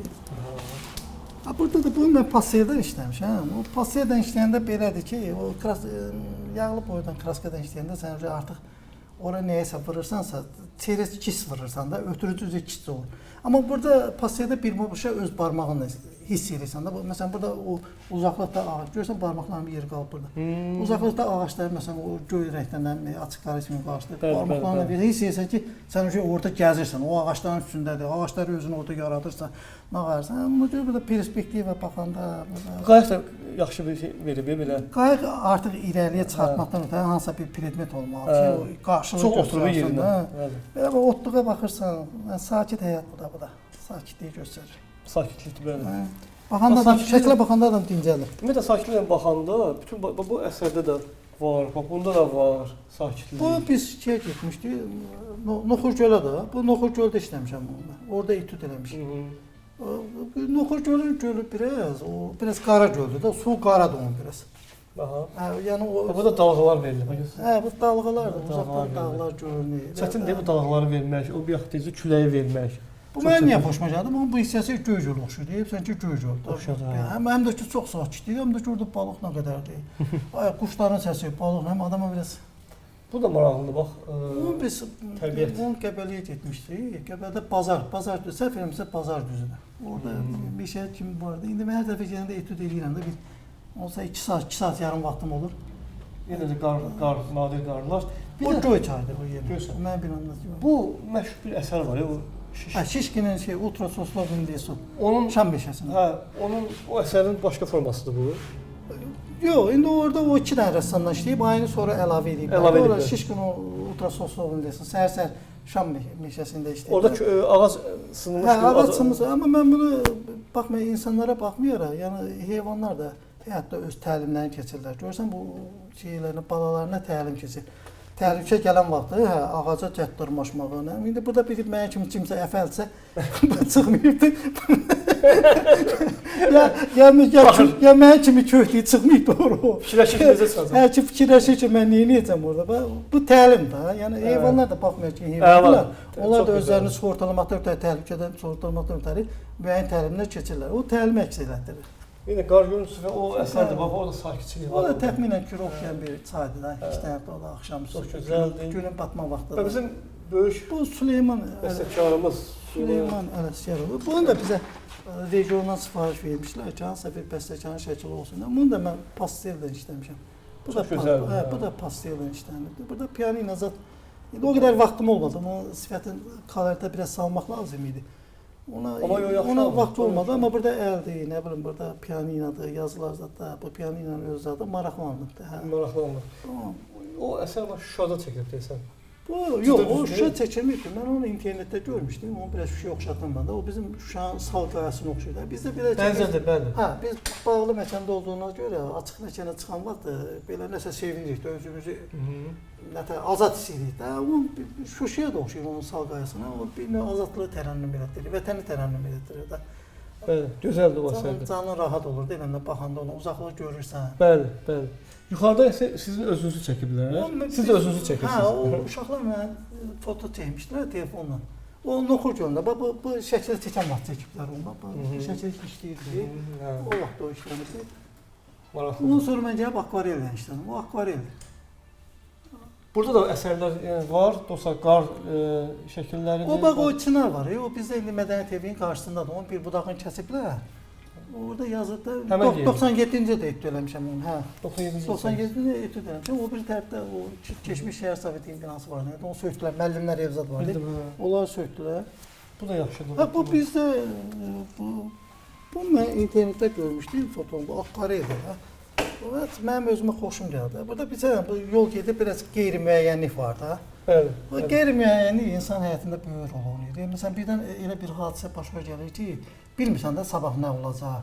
Qeyri-müəyyənliyin içində qalacaq. Qeyri-müəyyənlik qədər insana əzab verən ikinci bir şey yoxdur. Tam razıyam. Tam əzabın içində yaşayırsan da bilmirsən ki, bu nə olacaq. Yəni orada bir nəsə bir nətədir? Sonluq bəlli deyil. Hə, də bir cəhəti yox ki, tutub onun ümid yoxdur da. Və burada yol gedir. Amma yolda gedir, hava üzü soğumaya. Bəlli deyil hava. Hə, hava üzü soğumaya gedir. Bu da bəlli deyil ki, hara gedir də. Amma baxmayaraq ki, burada işçi nəsə elə bir şey, amma düşüncə adamı düşündürür. Aparır adamı harası ki, hə, bu nəsə burada var. Düşüncə. Bu da maraqlı, bu da maraqlı. Bu sərgidə də olmalı idi. O tərəfdə də təbiət rəsmləridir. O vaxtda bizim iş yerimizdən işləmişdim. Burada su satan Nuru var. Nuruginin binasıdır. Göyçada məşhur su satan Nuru. Olan evlərdir. Bax, burada evlər burada yerləşir. O arxada 5 mərtəbədir. Bu arxivin binasıdır. Bu da muzeyin həyəti idi. Bu neçənci idi? 96-cı ildə eləmişəm bunu. Bu Naturadan etdi oldu. Gözəl. Orada bir dənə təbiət şəklində var. Bu Göyçaydır, qar yağan vaxtı yenə. Bu 5 mərtəbədən işlənir. Yəni bizim nadir hallarda qar yağdığına görə Asma mənim neçə dənə qardan olan şəkillər çəkib. Bu çınar ağacıdır. Baxmayaraq ki, o qış olur, amma o çınar üstündə qoza qalır. Qoza qalır, o yarpaq qalır. Kar içində olur, biraz tünd narındır, rəng olur. İnsana xoş təəssürat bağışlayır. O ağ qarın içində görünür də. O bir iki yerdə tutulamışam mən onu. Burada uzaqlıqdır. Uzaqda görünəndə məncə Grand Marketdə bu uzaqda görünür. Göyçayın görüntüsü, panoraması. Bu yuxarıdan 5 metrdə çox gözəl. Göyçayın panoraması. Mən söhbətin bu yerində indi Asma müəllimlə bizim söhbətlərimiz də var, o suallar var, rəssamlıqla bağlı və sair bir həyatla bağlı və filmlər, hətta Azərbaycan filmlərinə bağlı söhbətlərimiz olacaq. Söhbətimizin ikinci hissəsinə keçirik. Bəli, tanınmış rəssam Asiman Əhmədovla söhbətlərimizin ikinci hissəsindəyik. Artıq suallar və cavablar rubrikasıdır. Asiman müəllim, mənim bir sualım var və bu sualı ənənəvi olaraq bütün bax bu verilişdə iştirak etmiş insanlara vermişəm. İlk şəxsi əşyanız nə olub? Yadınıza gəlir? İlk şəxsi əşyam məni sevindirən, mənim bir əmim qız vardı, böyük idi. Belə uşaq idim də, mən birdə iki oxuydum. Mən karandaş alıb getmişdi, Svetnoy, öz pulma. İndi heç zamanıya baxmıyor, o vaxt uşaqlar, indi uşaqlar nə istəsən alıb verirlər. O vaxt heç nə vermirdilər, uşaqlar nə idi, pul vardı. Özə bu subliminal mesaj ola bilər, karandaş almışsınız, sonra... Hə, yox, mən çəkirdim də şəkil. Uşaq vaxtından mənim qardaşım yaxşı rəsm çəkirdi həmişə. Orta məktəbdə paxıllığım gəldi, məndən 4 yaş böyük idi, olub, mən də çəkmək istəyirəm də. İlk həvəs ondan başlayıbdı. O çəkdikcə yavaş-yavaş o nəsildə maraqlanırlar ki, bu uşaqdan nəsə olacaq, ya bu rəssam olacaq. Qabında nəsə var? O əmin qızı mənə rəngli karandaş alıb getmişdi. Hə, o mənim çox yadımda qaldı, uzun müddət. Valideynləriniz kimlər olub? Necə bir ailədə böyümüsünüz ümumiyyətlə? Mən atam ekskavator olubdu, amma şəhər sovetinin deputatı olub. Səfər Əliyevin dövründə Azərbaycan Halk Sovetinin namizədliyini də söyləmişdilər. Sadəcə olaraq Səfər Əliyev yerini dəyişdiyinə görə o gələn adam namizədlikləri götürdülər, dəyişdilər də siyahını. Bu demək ekskavator üzrə Türkmenistan'da sosialist seramnamani keçirdilər də o vaxt. Orada 11 dal zadı olmalı səhv eləmirəmsə, 3-cü yer tutmuşdu. Sən o vaxt ekskavatorçuları zəhmət haqqısı 1000-1200 manat civarında idi da. O vaxt elə bilən kişiyə həm də kommunist idi da, o vaxtın kommunistlərindən idi. Qatı kommunist. Hə, qatı kommunist idi. O vaxt demək olar ki, bir çox mətbuat alırdı. Məsələn, Seyski Xazaysiv alırdı. Sonra Aqanik jurnalı alırdı. Mütaliə edən idi. Bakınski Rabotça alırdı. Elm və Həyat jurnalı alırdı. Sonra Sovetski Sport jurnalı alırdı. O bütün qəzetlər də. Bizə o rəssamlığın bir növdə bizə mənə təsir edən bir o vaxt o Aqanik jurnalında yaxşı şəkildə rəssamlar, məşhur rəssamlar işlərini orada çap edirdi. Rəngarəng şəkildə. Biz də ona baxırdıq, oxuyurduq onu. Sadəcə məsələn axşam işdən gəlirdik. O vaxtın indi əsərləri var da. Məsələn Qara Volqa idi. Sonra o ən məşhur əsərlərdən biri Cəbhədən Cəbhəyə idi. Bəli. Məsələn, o mənim bacımın böyük bacım Aydədir, onun çox yaxşı diksiyası var idi. Ədəbiyyatı yaxşı bilirdim. O otururdum da biz uşaq idik, məktəbə getmirdim mən. Ya gedərdim cəbhəyə birinci sinifdə. Başlayır o Cəbhədən Cəbhəyə əsərini oxumağa. Bizim günümüz elə keçirdi. Ona mütaliə edən bir ailə oldu. Hə, təxminən. Bəs rəssamlığa maraq necə formalaşdı? Rəssamlığa mən demək bu yavaş-yavaş çəkirdim də şəkil, birinci, ikinci, üçüncü sinifdə. Amma alınırdı da, hiss edirsiniz ki, alınırdı. Hiss edirdim ki, alınır da. O damadan zaten böyüdür. O şəklin üzünü damalıysan, burada da damağı böyük çəkirsən də, məsələn kağızda. Orada damada şəkili nə tərəf aparsansa cizgiyin, burada da həmən cizgiyin rəqəmlərdən aparanda o şəkil böyük, avtomatik o şəkili oxuyur da. Ondan istifadə edirdim. Sonra biz də tanınmış Göyçayın rəssamı Ehtiram müəllim məktəbimizdə işləyirdi. Ehtiram müəllim sizə dəstəyi? Yox, mənə dəstəyim yoxdur. Bizim məktəbdə rəssam işləyirdi. O yazı, o vaxtın əsas şeyləri şuar yazmaq idi. Ehtiram müəllim şuar yazanda deyib həmişə dayanırdım başının üstə, deyim ola, mən də belə yazdım. O da ki, o vaxtı məncə diş pastasından yazırdılar, səhv eləmirəm sana da. Sonra qatırdılar, ağ məhlul hazırlayırdılar, qırmızı işkilərin üstündə yazırdılar da belə, əllərini aparırdılar. İndi Astimis var, Astimis belə çəpinə yazanda maraqlı olur. O formada yazırdılar, mən də xoşuma gəldi, deyim ola, mən də bizə böyük rəssam olsaydım, məsələn, mənə çəkirdim. Bunda Ehtiram müəllimdən də biraz ilhamlanmışsınız. Əlbəttə ki, stimul idi hə məktəbdə. Ehtiram müəllim bizim elə o məkandadır hazırda, bizi izləyir. Mənim böyük işlər görsədi, Allah can sağ olsun. Bəli. Bəs ilk rəsm əsəriniz nə olub? Yadınıza gəlir? Nə çəkmisiniz? İlk rəsm əsərim Ümumilikdə Heydərin şəkili. Onu çəkmisiniz? Hə, Akkara çəkmişdim o şəkili, karandaşla. Bu o dövrlərə aid. 80 Nə bilim, ikinci, üçüncü sinifdə oxuyurdum da, damadan böyütmüşdüm. O dədəm ondan fəxr edir ki, buna bax bu uşaq gəzətdə rəssam oldu. Əmlərim zadım gəlib baxırdılar, nə bilim, bax beləncə. Hə, yadıma qalan oldu, onu çəkmişdim. Biz bir neçə gün öncə söhbət eləyəndə o rəssamlığın fərqliliyi haqqında bir qəşəng fəlsəfi bir söhbətlər getdi. Asman müəllim. Bu rəssamın adi insanlardan dünya görüşü, dünya baxışı tamamilə başqadır da. Məsələn, rəssamlıq indi mən bir açıqlama edəcəm. Rəssamlıq nədir? Göz bağlayıcıdır. Biz Zehrbaz. İllüziyada məşğul olduq da. Məsələn, bizə düz müstəvi verilir. Kətan nədir? Düz müstəvidir. O düz müstəvinin üstündə predmetlərin, əşyaların bir-birinə nisbətində, perspektivadan, isti rəhlər, soyuq rəhlərdə istifadə edərək biz o arxa plan, lab arxa plan, qarşı planı çıxardırıq. Tamaşaçı ona baxanda artıq orada düz müstəvinin kətanı görmür də, uzaqlığı görür. Bəli. Demək o illüziyadır da, biz illüziyayı alladırıq da tamaşaçı. Yəni düz indi elə zaman ilə gəlib ki, biraz o şeylər ikinci plana keçib, üçüncü plana keçib. Amma əgər rəssam həyatda olayları, hadisələri, gördüyü predmetləri 100% kətana köçürə bilirsə, deməli o predmetləri dəqiq görüb köçürə bilir də. Amma digər tərəfə fırlayanda bunu siyasətə, ictimai hadisələrə, olayların analizinə şamil edəndə, əlbəttə ki, rəssam təfəkkürü, adi insan təfəkkürü eyni ola bilməz. Əgər o gördüyün 100% isə, demək olay hadisələri, siyasi, ictimai hadisələrdə 100%-dən mənimsəyir. Və ona baxış heç vaxt bir baxışda olmur. Bəli. Yəni kütlənin, xalqın nəsə bir həqiqət haqqında dediyini rəssam bir neçə variantda izahını verə bilər. Bax, əsas fərqləndirən işlərdən birisi budur. Rəssamdan adi insandır. Rəssamlıq əsas görmə qabiliyyətinə əsaslanır da. Məsələn, musiqidə eşitmədir. Kullanır ya da nədir, dad bilmədir. Digərində nə ətriyyətdə iyi bilmədir. Amma rəssamlıq məsələn üstün cəhətlərindən biri ki, bizim həyatımıza əsas təşkil edən görmə qabiliyyətimiz. Yəni biz 80% dünyanı dərk eləməyimizin, bəlkə də 90% görmə qabiliyyətinə əsaslanır. Qalan şeylər ikinci, üçüncü, dördüncü. Ona görə də rəssam digər adi insanlardan, digər o yaradıcılıq bölmələri olan insanlardan demək olar ki, en qədər fərqlənir. Çox maraqlı yanaşmadır və bayaq da bir maraqlı bir məqam dediniz. Dediniz ki, bax, bura müxtəlif insanlar gəlir. Onların bəziləri gəlir, birbaşa sizin iş masanıza yaxınlaşır və heç bunları görmür, bu əsərləri görmür. Amma elə bir insan gəlir ki, o birbaşa dönür bu tərəfə ki, burada nə gözəl işlər var. Demək, hissiyyat məsələsidir. Cəmiyyət, bilirsən, təxminən 3 yerə bölünür də. Bir var ki, işçi cəmiyyət, yəni kütlədə, onun üçün ancaq qida maraqlıdır. Səhər tezdən durur, ancaq qida maraqlıdır. Bir var, biraz düşünən cəmiyyət, biraz xəbərlərə qulaq asır, işləyə. Dünyanın gedişatına baxır. İctimai hadisələrdə mən varam deyə də biraz müdaxilə edib, fikrini yazırlar. Bir də var ki, ali insanlar ki, onlar artıq dünya haqqında, cəmiyyətin bizim gələcəyimiz nə olacaq, cəmiyyətin axıra gəlib hara çıxacaq, kosmos haqqında, digər böyük fikirlər haqqında fikirləşirlər. O insanlardan adi o qida axtaran insanlar, onlar təbəqəsində xeyli fərq var. Yer göqədə fərq var. Onda içəri girən bəzi görürsən ki, məlumatlı olursa, elə adam o dəqiqə divara baxır, görürsən inşaatdan çıxır, maraqlı ki, müəllim, harda işləmirsən, nə işləmirsən, bu yaxşıdır.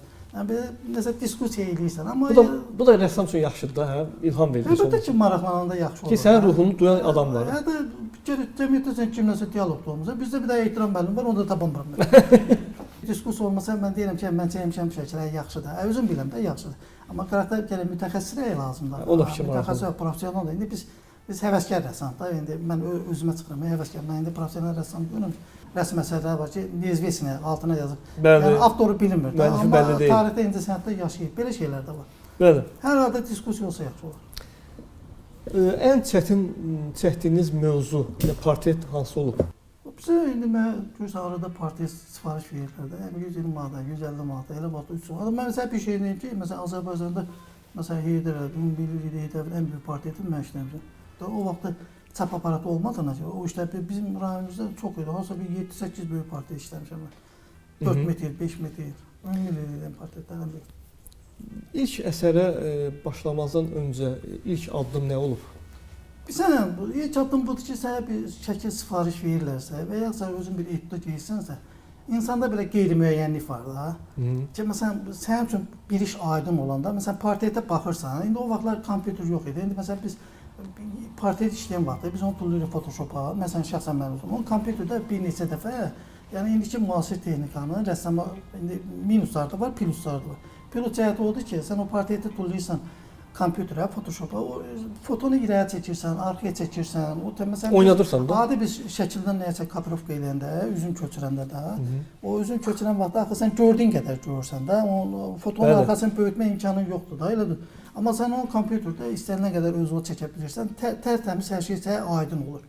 Bu sənin üçün hər şey müəyyəndir. Sənə lazım ki, özün bilirsən ki, beynində bu kişini götürəcəm, bu koloritdən başlayacam, bu hissələrdə, mən bu hissələrində şirinlik eləyəcəm, özümdən nəyəsə artıracam, ifadəliyi artıracam. Bir də var ki, sənə verilir, məsələn, portret ya üzü görünmür, ya sənin üçün biraz qaranlıq qalır da, o işləmək çətin olur, sən əziyyət çəkirsən, bilmirsən də nə eləməkdir. İndi orada nə dərəcədə alınır, alınmır, ən çətin işlərdən biri odur ki, orada qeyri-müəyyənlikdir. O insan çox narahat edir. Çəkilişə başlamadan öncə bu ovqatı necə hardan alırsınız? Ovqat necə olur sizdə? Ən birinci duam bu olur ki, Allah Taala mənə kömək edə, mənə biabır eləmə. Bu mənə veriblər, ən azından mənim adım keçəcək də, bundakı bu işdir.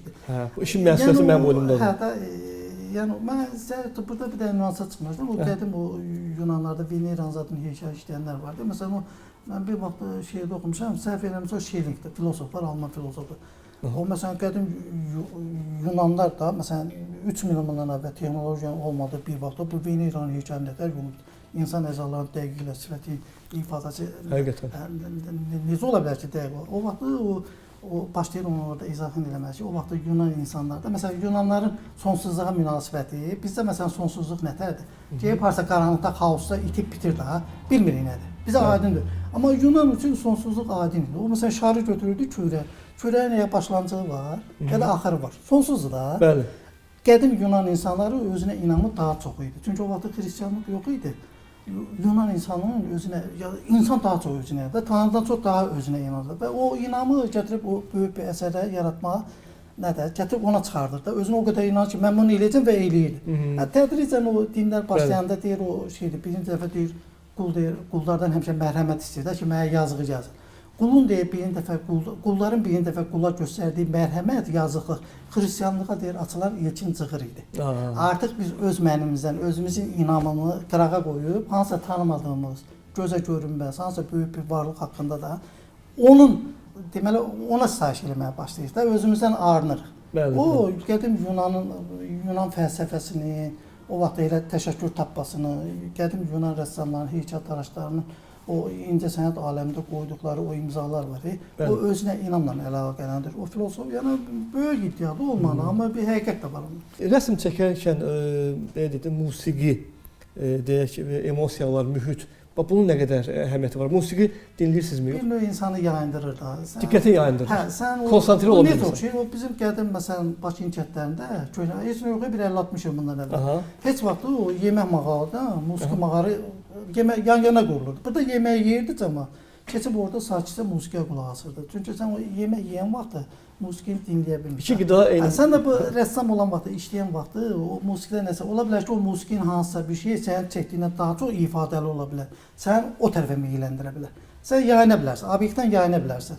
Ona görə tam ora köhlənsən, daha yaxşı olar. Bilirsən o portret işləyən vaxtı o yaxşı portretdən gedir. Kimsə sənə sifariş verir, 50-60 manat, ondan yox. Nəsə işləyən vaxtı sən hiss edirsən ki, yəni bunun burnunu çəkmirsən. Bu burnun axı əzalardan ən irəli olanda, sən o mazokka aparanda, kisə aparanda hiss edirsən ki, bu burnuna vurursan, bunun ağzına vurursan. Gözün vuranda bir onun həyatın gözünün qarşısına gətirirsən ki, o işığı oxuya bilim ki, bu nə deyim. O ifadələri tutmalısan da, mütləq bunlar olmalıdır. O baxımdan baxanda yox.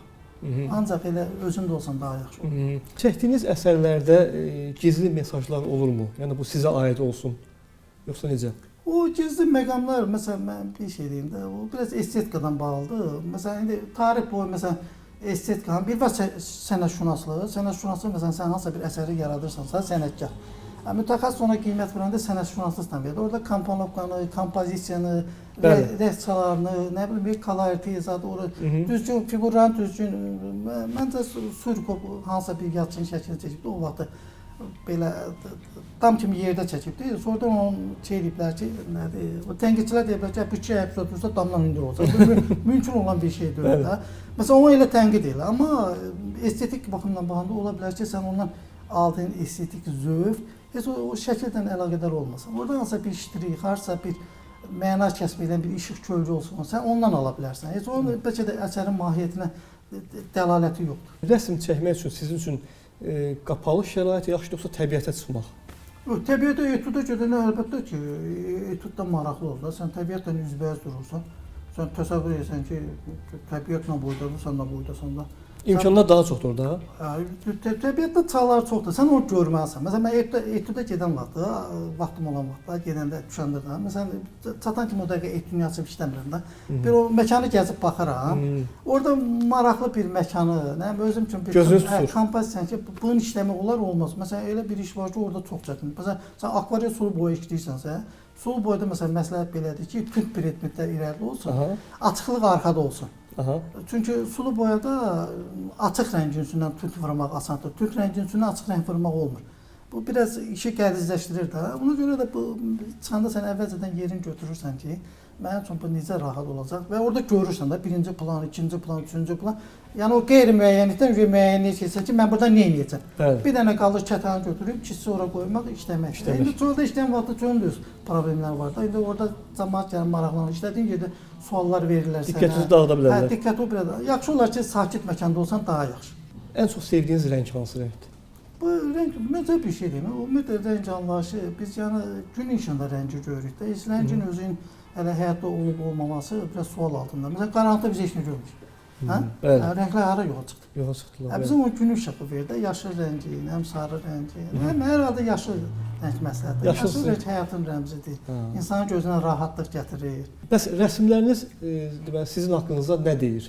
Yəni rəsmlərinizin dediyi ifadəni sözə çevirsək, sizin təsvir Bu etsək. rəsmlər belədir ki, məsələn biz götürək Səttar Bəhbuzadəni, bir də bəzən deyirlər, rəssamın yaratdığı vətəni sevdir. Mənə elə gəlir ki, rəssam çox vaxt cəmiyyətin azlığına işlədiyi şey. Mən özüm subyektiv fikrimi deyirəm.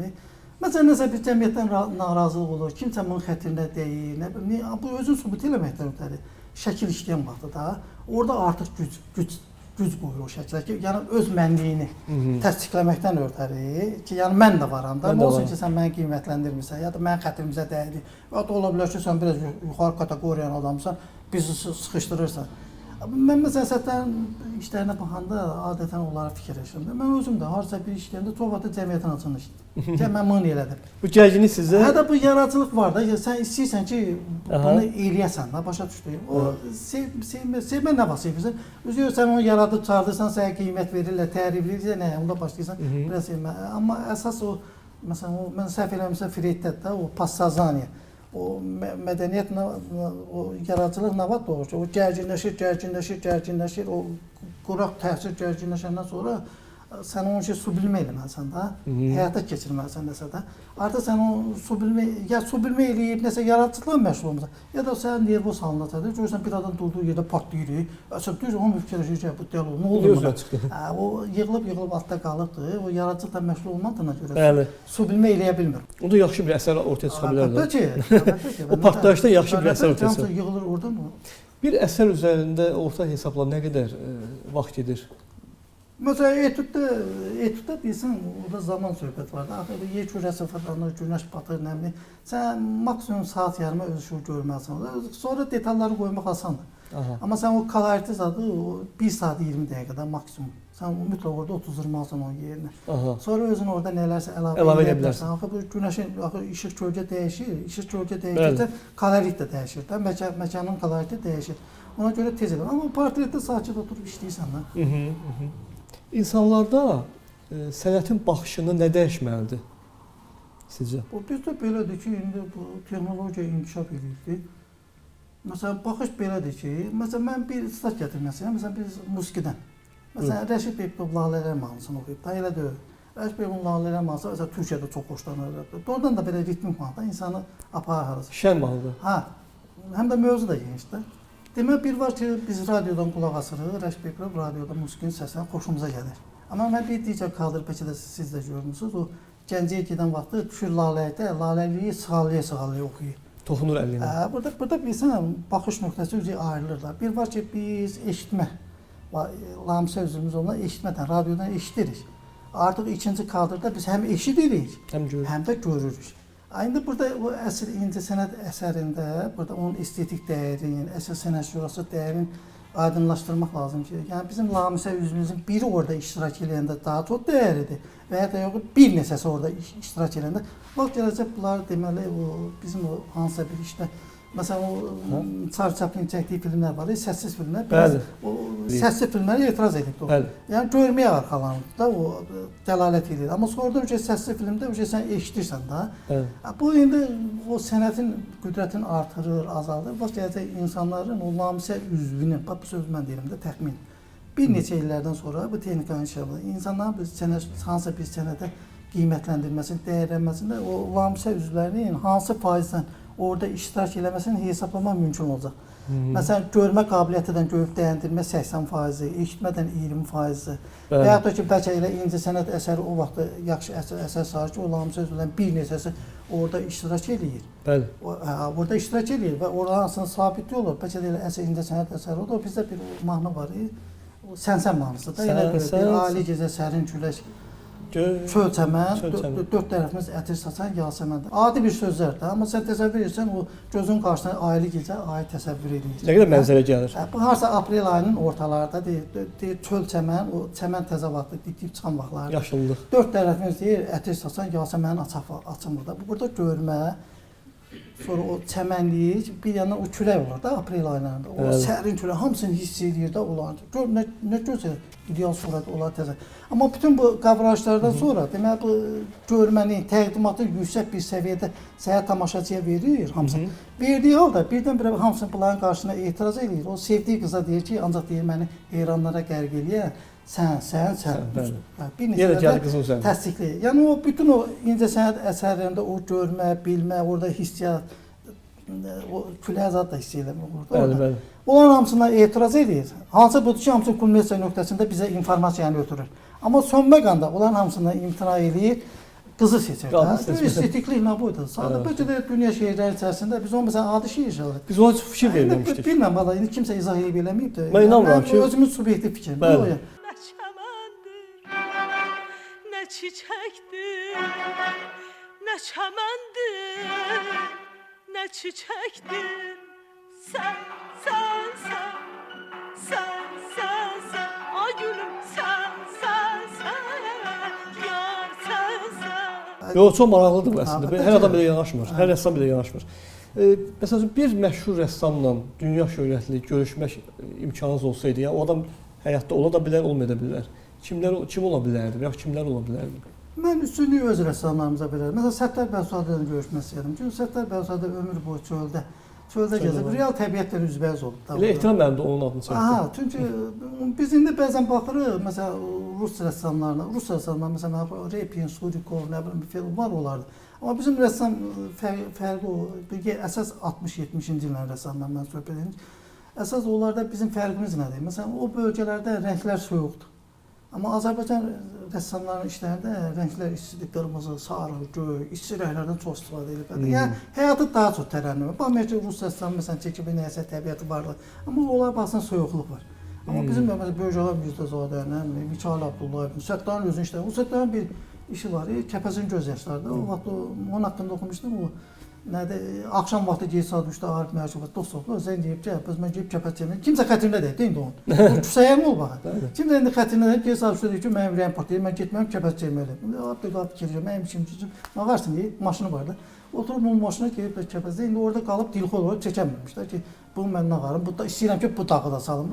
Şeydə yaxınlaşıb, rəssam görürsən, dağ halindədir, çək payına canımız qurtarır. O, məsələn, onun o 2-3 saat ərzində, 4 saat ərzində çəkdiyi şəkil, baxırsan ora, Kəpəz qalıbı bir qıranda, amma orada çox böyük estetik, orada rənglərin təmiz olmağı, nə bilim, nəsə bir, o Səttar Bəyzadə içərisinin o təmiz olmağını, Ruhunun təmizliyi. Orada onun bir ruhu var. Məsələn, kimsə onun göz yaşlarını oxşar. Məsələn, o hansısa dünyanın ən gözəl qızı saçındarı. Mən məsələn elə təəssüf, mən elə qafil. Hələ bir cür ona qavrayır. O bizim rəssamdır. Bəs görüşmək istəyirdim öz rəssamımla. Səttar Bəyzadə dedi siz də ehtiram mənim kimi. Bəs Salvador Dali, Rembrandt, Da Vinci və yaxud məsəl üçün Frida Kahlo. Bax bunların bu rəssamlara necə qiymət verirsiniz əsərlərinin? Yəqin ki görmüsünüz də şəkillərdə. Rembrandt o yarım tonu ona məxsusdur. Onun da həyatı acınacaqlı olub. 3 uşağı o vaxtda. Onun da Van Gogh'un da həyatı acınacaqlı olub. Vəbadan ölüb, 3 uşağı ölüb. Daşı o yoldaşı 28 yaşında ölüb. Onu dəfn edib. O birlər üçün yer alıb qəbirstanda, sonra müflisləşəndən sonra onlar da qəbir məcbur satmağa. Onlar da Picasso da kubizmdir. Picasso da aslında. Picasso bəyənirsiniz? Sizin rəssam deyil. Kubizm yox. Kubizmdən baxanda hə. Özün onların hamısının özlərinin çalarları var. İncəsənət fəlsəfələri, cərəyanlar var da. O cərəyanlar da ki bizdə ən çoxu məsələn 19-cu, 1-ci Dünya müharibəsi ki başladı. 1-ci Dünya müharibəsinəcən insanlar dünyada inanırlar ki, elmi, mədəniyyəti, texnikanın inkişafı insanları xoşbəxtliyə gətirəcək. Doğrudan da həqiqətən də elə şeydir. Təsəvvür edin ki, Alman fəlsəfəsi Hegel, fəlsəfənin kulminasiyası, elmdə yeni kəşflər, incəsənətdə yeni kəşflər, belə eləcə. Birdən-birə Birinci Dünya müharibəsi başlayır. Milyonlardan əskərlər bir-birinin qanı içində, epidemiyalar baş alıb Hər şey dağılır. hərcimməzlik Şəhərlər dağılır. baş alıb gedir. Bu vaxtda artıq insanlar bu elmlə, texnikanın inkişafdan xoşbəxt gələcəyə gəlib çatmağı qəbul eləmirlər. Ona görə də bir növ anarxiya yaranır. Adətən dünyada xaos olanda, müharibələr başlayan vaxtda da boşluq əmələ gəlir də cəmiyyətdə. Adətən o vaxtda incəsənət, ədəbiyyat o boşluğu öz üzərinə götürür. Bəli, bəli. Həmən yeri o siyasət meydanında vuruşan, onlar qırağa çəkildiyinə görə əsas o cəmiyyəti idarə eləmək üçün o mədəni sistemi, incəsənətdir, ədəbiyyatda onlar öz üzərinə götürürlər. Yaradıcılıq böhranı yaşadığınız zamanlar olur. Depressiya düşəsiniz və yaxud uzun müddət çəkməyirsiniz. Əlbəttə ki, olur ki, məsələn, etüd götürsən, eləmək istəyirsən, eləyə bilmirsən. Xəyal qırıqlığı yaranır. Pis təsir ki, mən bunu niyə eləmədim? Portret götürüb işləyirsən məsələn də, istəyirsən ki, oxşamır da, ya sifarişçi narazı qalır, bunda insana pis təsir edir da ki, mən bunun öhdəsindən deyəcəm, onu qınamırsan, artıq. Bizdə sənət elə bir şeydir ki, o qarşı tərəfin seçimi çoxdur. Məsələn, başqa bir sahədə deyir ki, məsələn, 2 paltar satır da, bir dənə də, deyir ki, bu budur, ya alır, almır. Amma bizdə indiki WhatsApp dövrüdür, nə bilim, Instagramda şəklini çəkir, ona görə 5 nəfər deyəndə ki, yox, bu oxşamır. Və sən ona heç nə deyə bilmirsən də, əzab çəksən ki, nəyəsə mən səhv eləmişəm. Nəyəsə, 5 nəfər oxşada bilməyib. Ya o qarşı tərəf başa düşmür. Çox vaxt bizdə təqsirlandır ki, başa düşmürlər. Amma elə deyil, mən çox vaxt özümü təqsirlanıram ki, nəyəsə nail olamadım ki, bunlar bunu qəbul edirəm. Amma belə vaxt olsa görürsən ki, heç gözləmədiyi halda gəlib deyir ki, bu nə yaxşı oldu belə. Bəs yeni başlayan bu gənc rəssamlar, yeni gələn bu rəssamlığa gələn adamlara tövsiyə nə olardı? Yəni nədən başlasınlar, necə eləsinlər, hansı yolu tutsunlar?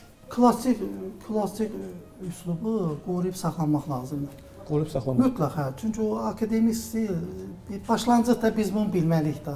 İncəsənətin tarixidir, bütün onu bilməliyik. Amma yeni dövrdən də razılaşmaq lazımdır. Çünki yeni dövrü artıq məsələn biz elə bir zamana gəlib çatmışıq. Məsələn biz 30 ildən əvvəl işləyirdik, 40 ildən əvvəl işləyirdik. Avropada insanları təəccübləndirmə olmur da, heç nədən.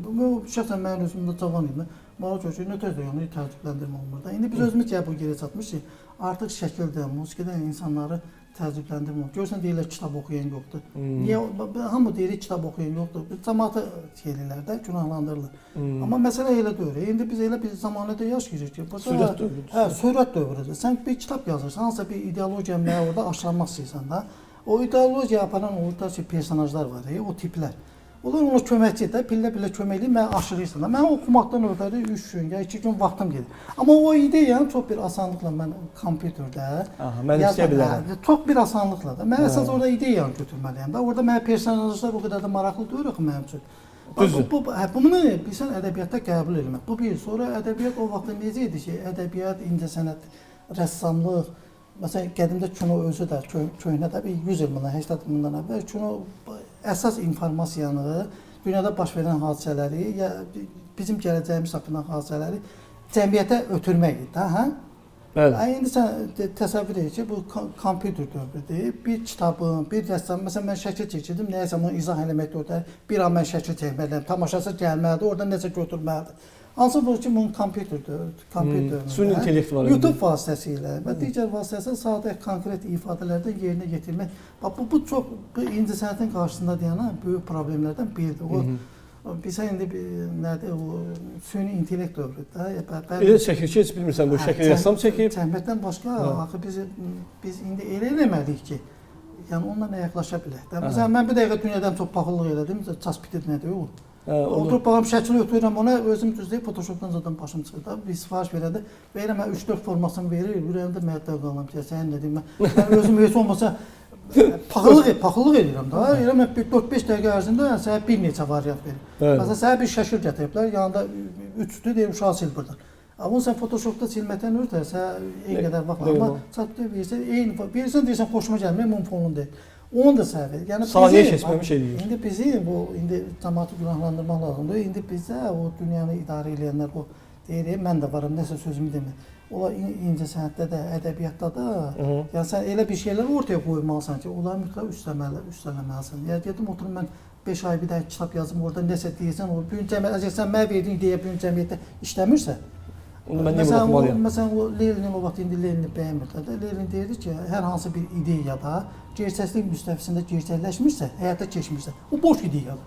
Yəni, hödür, minlərdən sən ideya öncə ki, mən bunu eləyəcəm, mən onu heç birini eləməyəcəm. Ona görə biraz baxış nöqtəsi dəyişmir. Hətta ki, indi yadçı, rəssam, o qədər dünya siyasətindən, ictimai hadisələrdən başı çıxmalıdır ki, fərdi psixologiya... İçində olmalıdır. İndi biz təsəvvür edir ki, fərdi psixologiya nə sahədə inkişaf edib? Sən elə şeylər bilməlisən ki, o insanın bilmədiyini ona verməlisən. Mən bildiyimi təzə mən yazıb verəcəksən, mənim ona vaxtım yox. Bax, ona vaxt çatmır deməli. Mütləq nəsə, mən bilmədim. İnsan üçün bilmədiyini biləndə maraqlı olur. Mən bildiyi şey insan üçün maraqlı olmur. Düzdür, razıyam sizlə. Qeyd edim ki, Asma mənim həm də Azərbaycan kinolarını çox gözəl bilir, baxıb və təhlil eləyir. Və biz həmişə görüşəndə o nə qədər filmlərdə səhvlər tapır. Bu yaxında neçə dənə siyahidə mənə verdi. Doğrudan da o baxıram ki, heç diqqətdən kənar qalıb o filmlərdəki. Mixayloda var idi o səhvlər, sonra mən sizi dünyalar qədər sevirdim filmində, Həzz Aslanovla bağlı olan filmlərdə çoxlu səhvlər də tapıb. Bu da bir maraqlı mövzudur. Mən bir şey deyim, məsələn, bu Tofiq Quliyev rəhmətliyin oğlu Eldar Quliyevi, mən bu rəhmətə getməmişdən əvvəl müsahibəsi olub. Müasir kinoda narazılığını bilir. Keçmiş o filmlər. 60-70-ci ildə çəkilmiş Azərbaycan filmləri dünya o kino tarixində dərslik kimi salınacaq. Mən özümə də mətləb oldu ki, yəni o iki neçə rejissor istəyib, bəli, Azərbaycan nəhəng filmləri var. Belə kadrlar var ki, heç bir dünya olmaz. Məsələn, bizdə Dəli kinosu var. Dəli kinosunda Salatının sevgisi var da. Biz məsələn Qərbin sevgisi Romeo və Julietta, Romeo və Julietta bir yerdə ailə kimi yaşayırlar. Biri birinin üstündə ölürlər. Bunların məhəbbət səhnəsidir. Bizdə məsələn Leyli Məcnun dastanı var. Leyli Məcnun. Yəni bunlar bəyan olmuş işlər. Leyli bilir ki, Məcnun musiqi, Məcnun bilir. Amma bu yazı salatı Rus Əhmədi. Rus Əhmədi ictimaiyyətin qəbul eləmədiyi bir insanı sevir. Onun qarşısına qalır yeməyə. Amma heç o Əhməd bilmir ki, bunu sevən qız kimi. Burada və Firuz o deyib onun pəncərəsini döyür, qoyur, yeməyə qoyur. Novruz bayramı günündə. Qoyur gedir oradan. Orada Habilin ifası o qızın gələcək taleyinin faciəsini ifadə edir. Yəni məsələn sən dünya kinosunda Romeo və Julietta baxmısan da, o qədər də kədərli orada mahnı yoxdur. Amma detal çox təsirlidir. O qədər orada orada o qızın qaçması, öz-özündən utanması, əlin aşağı, orada hansı bir şey qaranlıqdan orada görəsi yoxdur. Amma öz-özündən utanır da. Çünki o eşq onu gətirir də orada. Bu detalı hər adam tuta bilmir. O bilinməz. Yəni bunu kimsə xırdalıyor. O bilinməz məhəbbətdir də. O qarşı tərəf bilmir, amma bu qız bütün varlığıyla onu sevirdi. Məsələn, Azərbaycan kinosu orada Əhmədin camaat qarşısında çıxış olur. Deyir, nə vaxtdan qəssab ol, qəssab, baqqal ol, baqqal olacaq. Birisi bunlar deyib, qardaşlar oxusun, gəlib bəlkə deyib, bacılarını da oxudacaq, yaxşı aqronom, həkim olacaqlar. Yəni cəmiyyətin xeyri üçün. Amma daşqalaq edir. Hə, ictimaiyyətin içində, kəndlərin içində çıxış edir də. Amma o buna qarşı təpki nətər olur. Rusla əlaqələndirirlər, müsəlman olmasına əlaqələndirirlər. Orada onu oynayan aktyorun çox gözəl, çox ifadə, ani orada ifadə olur. Özü də bir faciədir. Yəni sən xalqın yaxşılığını istəyirsən. Xalqı maariflənməyi istəyirsən, amma xalq bunu istəmir. Qaldı o Azərbaycan kinosunu sevir. Məsələn, o olmasın, bu olsun da mənim öz subyektiv fikrimdir. Məsələn, onlar gəlib məştubat deyir, qızın adaqlısı var. O qoçular götürüb gəlir ora. Qulaq asırlar ki, Oğlançarda ar yoxdur da sərvər. Kimsən nə oldu? Məştubat bunun üstünə gətiribdir. Bunu indi o bir də ki, qoçu da, lotu da, bazar lotusudur.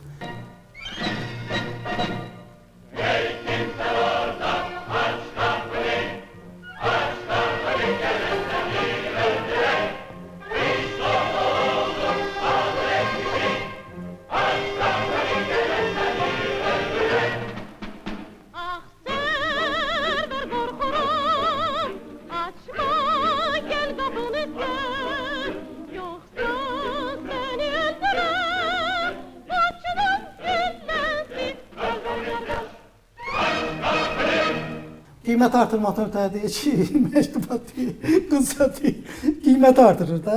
2000 deyir bunun xərci var, verirsən biz Amma üstündən bir müddət keçəndən sonra artıq o məktubat gedir, bazarda ağlaşma qurur ki, pulum yetərindən gedir. Onlar hamısı təzədən onun başına yığırsan da. Hamısı pul alırlar, deyirlər ki, bu 2 biabır oldu. Gedək deyir, Rüstəm bəydən ciddi danışır. Güvəndəzən zarafat. Onlar deyib artıq o qapını təpikdən vırıb açanda, bir deyib vırıb açırlar, yenə özləri irəyə çıxmırlar. Bu qoçu da bu çıx deməli. Sən bizi çağırmısan, dolansan bizi. Sən çağırıb bu qızı buna verirsən, bu hərəkət. Baxmayaraq ona, məktubatın özünü irəli itərlər. Deyir, o elə bir tacirdir ki, baxmaz bəyə. mahnısında deyir də. Orada çıxıb deyir ki, bir söz deyir, kimdir bu deyir, qızın dayısıdır. 3 gün bundan əvvəl qapının ağzında bunlar buna qarşı silah çağırdılar. Yəni orada biraz məntiqdə anlaşılmaz. Heç cürə o uzlaşmır. Əzəl Aslanov istədiyi qadına məktub yazanda yaza-yaza öz-özlərinə danışırlar da. Orada qadın deyir ki, hər cür gözümüz mavi ekrandadır. O vaxt mavi ekran olmayıb, baxın. Nəsə o söz ola, bizim o film rusca çəkilib. Nəsə o tərcümədə olması yanlışlıq olub. O periodda mütləq o söz orada nədənsə əvəz olunmalı. Heç ola bilməz ki, o vaxt mavi ekran olub. Ən çox sevdiyiniz film deyək. Azərbaycan filmlərdə ən çox sevdiyim film məsələn Olmasın Bu olsun. Çünki o filmə baxanda hər dəfə nəsə tapırsan. Bizən o filmə baxanda biz adətən irəlidə kadrlar var, o arxa kadrlar var. Orada çox şeylər var. O Məşribat hamama gedəcək. O hamam səhnəsinə arxa rəflərə baxırsan, indi o kisələməkdən ötəri uşudan istifadə edirlər. Görsən ki, balonlar da uşudan belə qoyulur. Bir odur. Hər detala fikir verir. Əlbəttə ki, o bir o Məşribat oynayan vaxtı bunlar Məşribatı belə filmdə aşağılayırlar da müəyyən mənada da. Amma aşağılamana baxmayaraq o Məşribatın özünün o dasturun olğan olması bazarda. O görsən o öz toyunda oynayan vaxtda tacirlər ona əllərində sıxmadan pul verirlər. Təsəvvür, o əgər hörmətsiz adam olsaydı onu tacirlərə verir. Hamısı verir, biri verir, biri. O da onu bir tacir kimi qəbul edir də. Yəni baxmayaraq ki, filmin bir yerində Azərbaycan tacirini aşılamaq istəyiblər. Amma digər o mənasında Azərbaycan taciri o kişiyanın onun oynaması, o tacirlərin pul verməsi, belə çox maraqlı məqamlardır. Çox maraqlı məqamlara toxundu Asiman müəllim. Tam xoşbəxtlik mümkün deyil. Qismən xoşbəxt olmaq üçün nə etmək lazımdır? Xoşbəxtlik zamanın enkəsində olur. Mən ümumiyyətlə xoşbəxtlik sözdən razılaşmıyorum. Xoşbəxtlik zamanın hansısa bir enkəsində an ola bilər də. Yəni bu da amma saadət daimidir. Yaxşı olar ki, bəli, insanlar bir-birinə saadət arzulayır. Saadətdə daimilik var. Bir ki, zamanın enkəsində mənim üçün, məsələn, indi biz özümüz insanlıqdan qırağa qalsaq, məsələn, heyvan özünü niyə xoşbəxt edir? Çünki hər anı yaşayır, elə deyil. Amma biz düşünürük, onda bir düşüncə yoxdur da. Ona görə insan saadətə addım atmalıdır. Heç olmasa bir müəyyən müddət getməlidir da o. Hansısa zaman bir də mən maşın udacağam, məsələn, mənim bir qoşanacaq, o xoşbəxtlik demək deyil ki. Ümumiyyətlə, insan görsən ki, ya televizorda, hansısa bir teatroda səhnə gedəndə, o son kulminasiya mərhələsində yəni xoşbəxt olurlar da, axırı birləşirlər, sevənlər pərdələri endirirlər. Niyə? Çünki o xoşbəxtlik daim ola bilməz. Sabah onun dalınca faciə gələcək, pis günlər gələcək, təzədən xoşbəxtlik gələcək. Ona görə biraz xoşbəxtlik sözdən mən razılaşmam biraz. Sizin üçün saadət? Hə, saadət daha çox önəmlidir. Həyat nədir sizin üçün? İnsan düşünən varlıqdır. O yarımçıq olduğuna görə düşünür da. Bu yaxınlarda mən bir Avropa filminə baxdım. Deməli o filmdə bu bankı qarət eləyəndə girov götürür. Bir qız girov götürürlər. Bir də oğlan iki maşın sürür, maşında da uşaq 10 girov götürürlər də. Deməli bunlar gedirlər çox şeydən sonra bunlar bir-birlərini öldürürlər. Axırda o maşın sürən kişi qalır. Pullar da buna qalır. Sonra radioda bir dənə səs gedir ki, filankəs varlığın uşağını oğurlayıblar. 5 milyon pul istəyir. Heç nə bu kişinin uşağı vermir. Bu kişi də özü girov götürüb kimisə də. Orada o kişi bir maraqlı bir şeydir. Deyir, həyatın ən böyük qanunlarından biri belədir ki, həyat heç də biz düşündüyümüz kimi deyil. Əsas qanunu budur. Yəni həyat heç də biz düşündüyümüz kimi deyil. Bəs ölüm nədir? Ölümə münasibətiniz? Ölüm sakitliyə qərq olmaq deməkdir. Ölürsən canın qutarıb gedir. Ən kulminasiya nöqtəsi də sakitliyə qərq olsan özün üçün qalsın. Əbədiyyətə qovuşursan. Maraqlı cavablar idi, həqiqətən maraqlı cavablardır. Və biz çox sağ ol Asiman müəllim. Əla bir söhbətlər oldu. Sonda bizim bir ritualımız var. Hədiyyələr veririk. Mən yenə də sizə öz kitablarımı hədiyyə edirəm. Çox sağ olun. Ənvər Həsənov haqqında Vida, onun xatirələri və Hacı İsmayılovun xatirələri bu kitabları hədiyyə edirəm. Ənvər müəllim də Azərbaycan kinosunda, o Fransa kinosunda demək olar ki, Alain Delon'u əvəz edirdi. Çox gözəl görkəmli, həm gözəl aktyor idi, həm də öz gecələrində zaten çox o insanın təmizlik vardı. O uşaqlığın son gecəsində İlahi o necə rol oynayır. Bəli. Allah rəhmət eləsin. Çox yaxşı müəllim, çox sağ olun. Və ritual olaraq sizin də mənə bir hədiyyəniz olmalıdır. Mən burada işlərimin arasına baxdım. Təxminən bu Buzovna kəndidir. Mən 18-19 yaşım Bakıda olan vaxt işləmişəm də, onu sizə hədiyyə verə bilərəm. Çox gözəl. Bu Buzovna kəndidir, o dəniz o. Çox dəyərli bir hədiyyədir. Orada da indi nəsə anadır nədir, uşaq da tutub gedir də, indi o vaxt zamanlı vaxt işləmişəm. Təxminən 38 il onun arzu yaşı var şəkildə. Çox sağ olun Asiman müəllim, mən təşəkkür edirəm sizə. Xoş gəlmişsiniz mənim verilişimə. Sağ olun.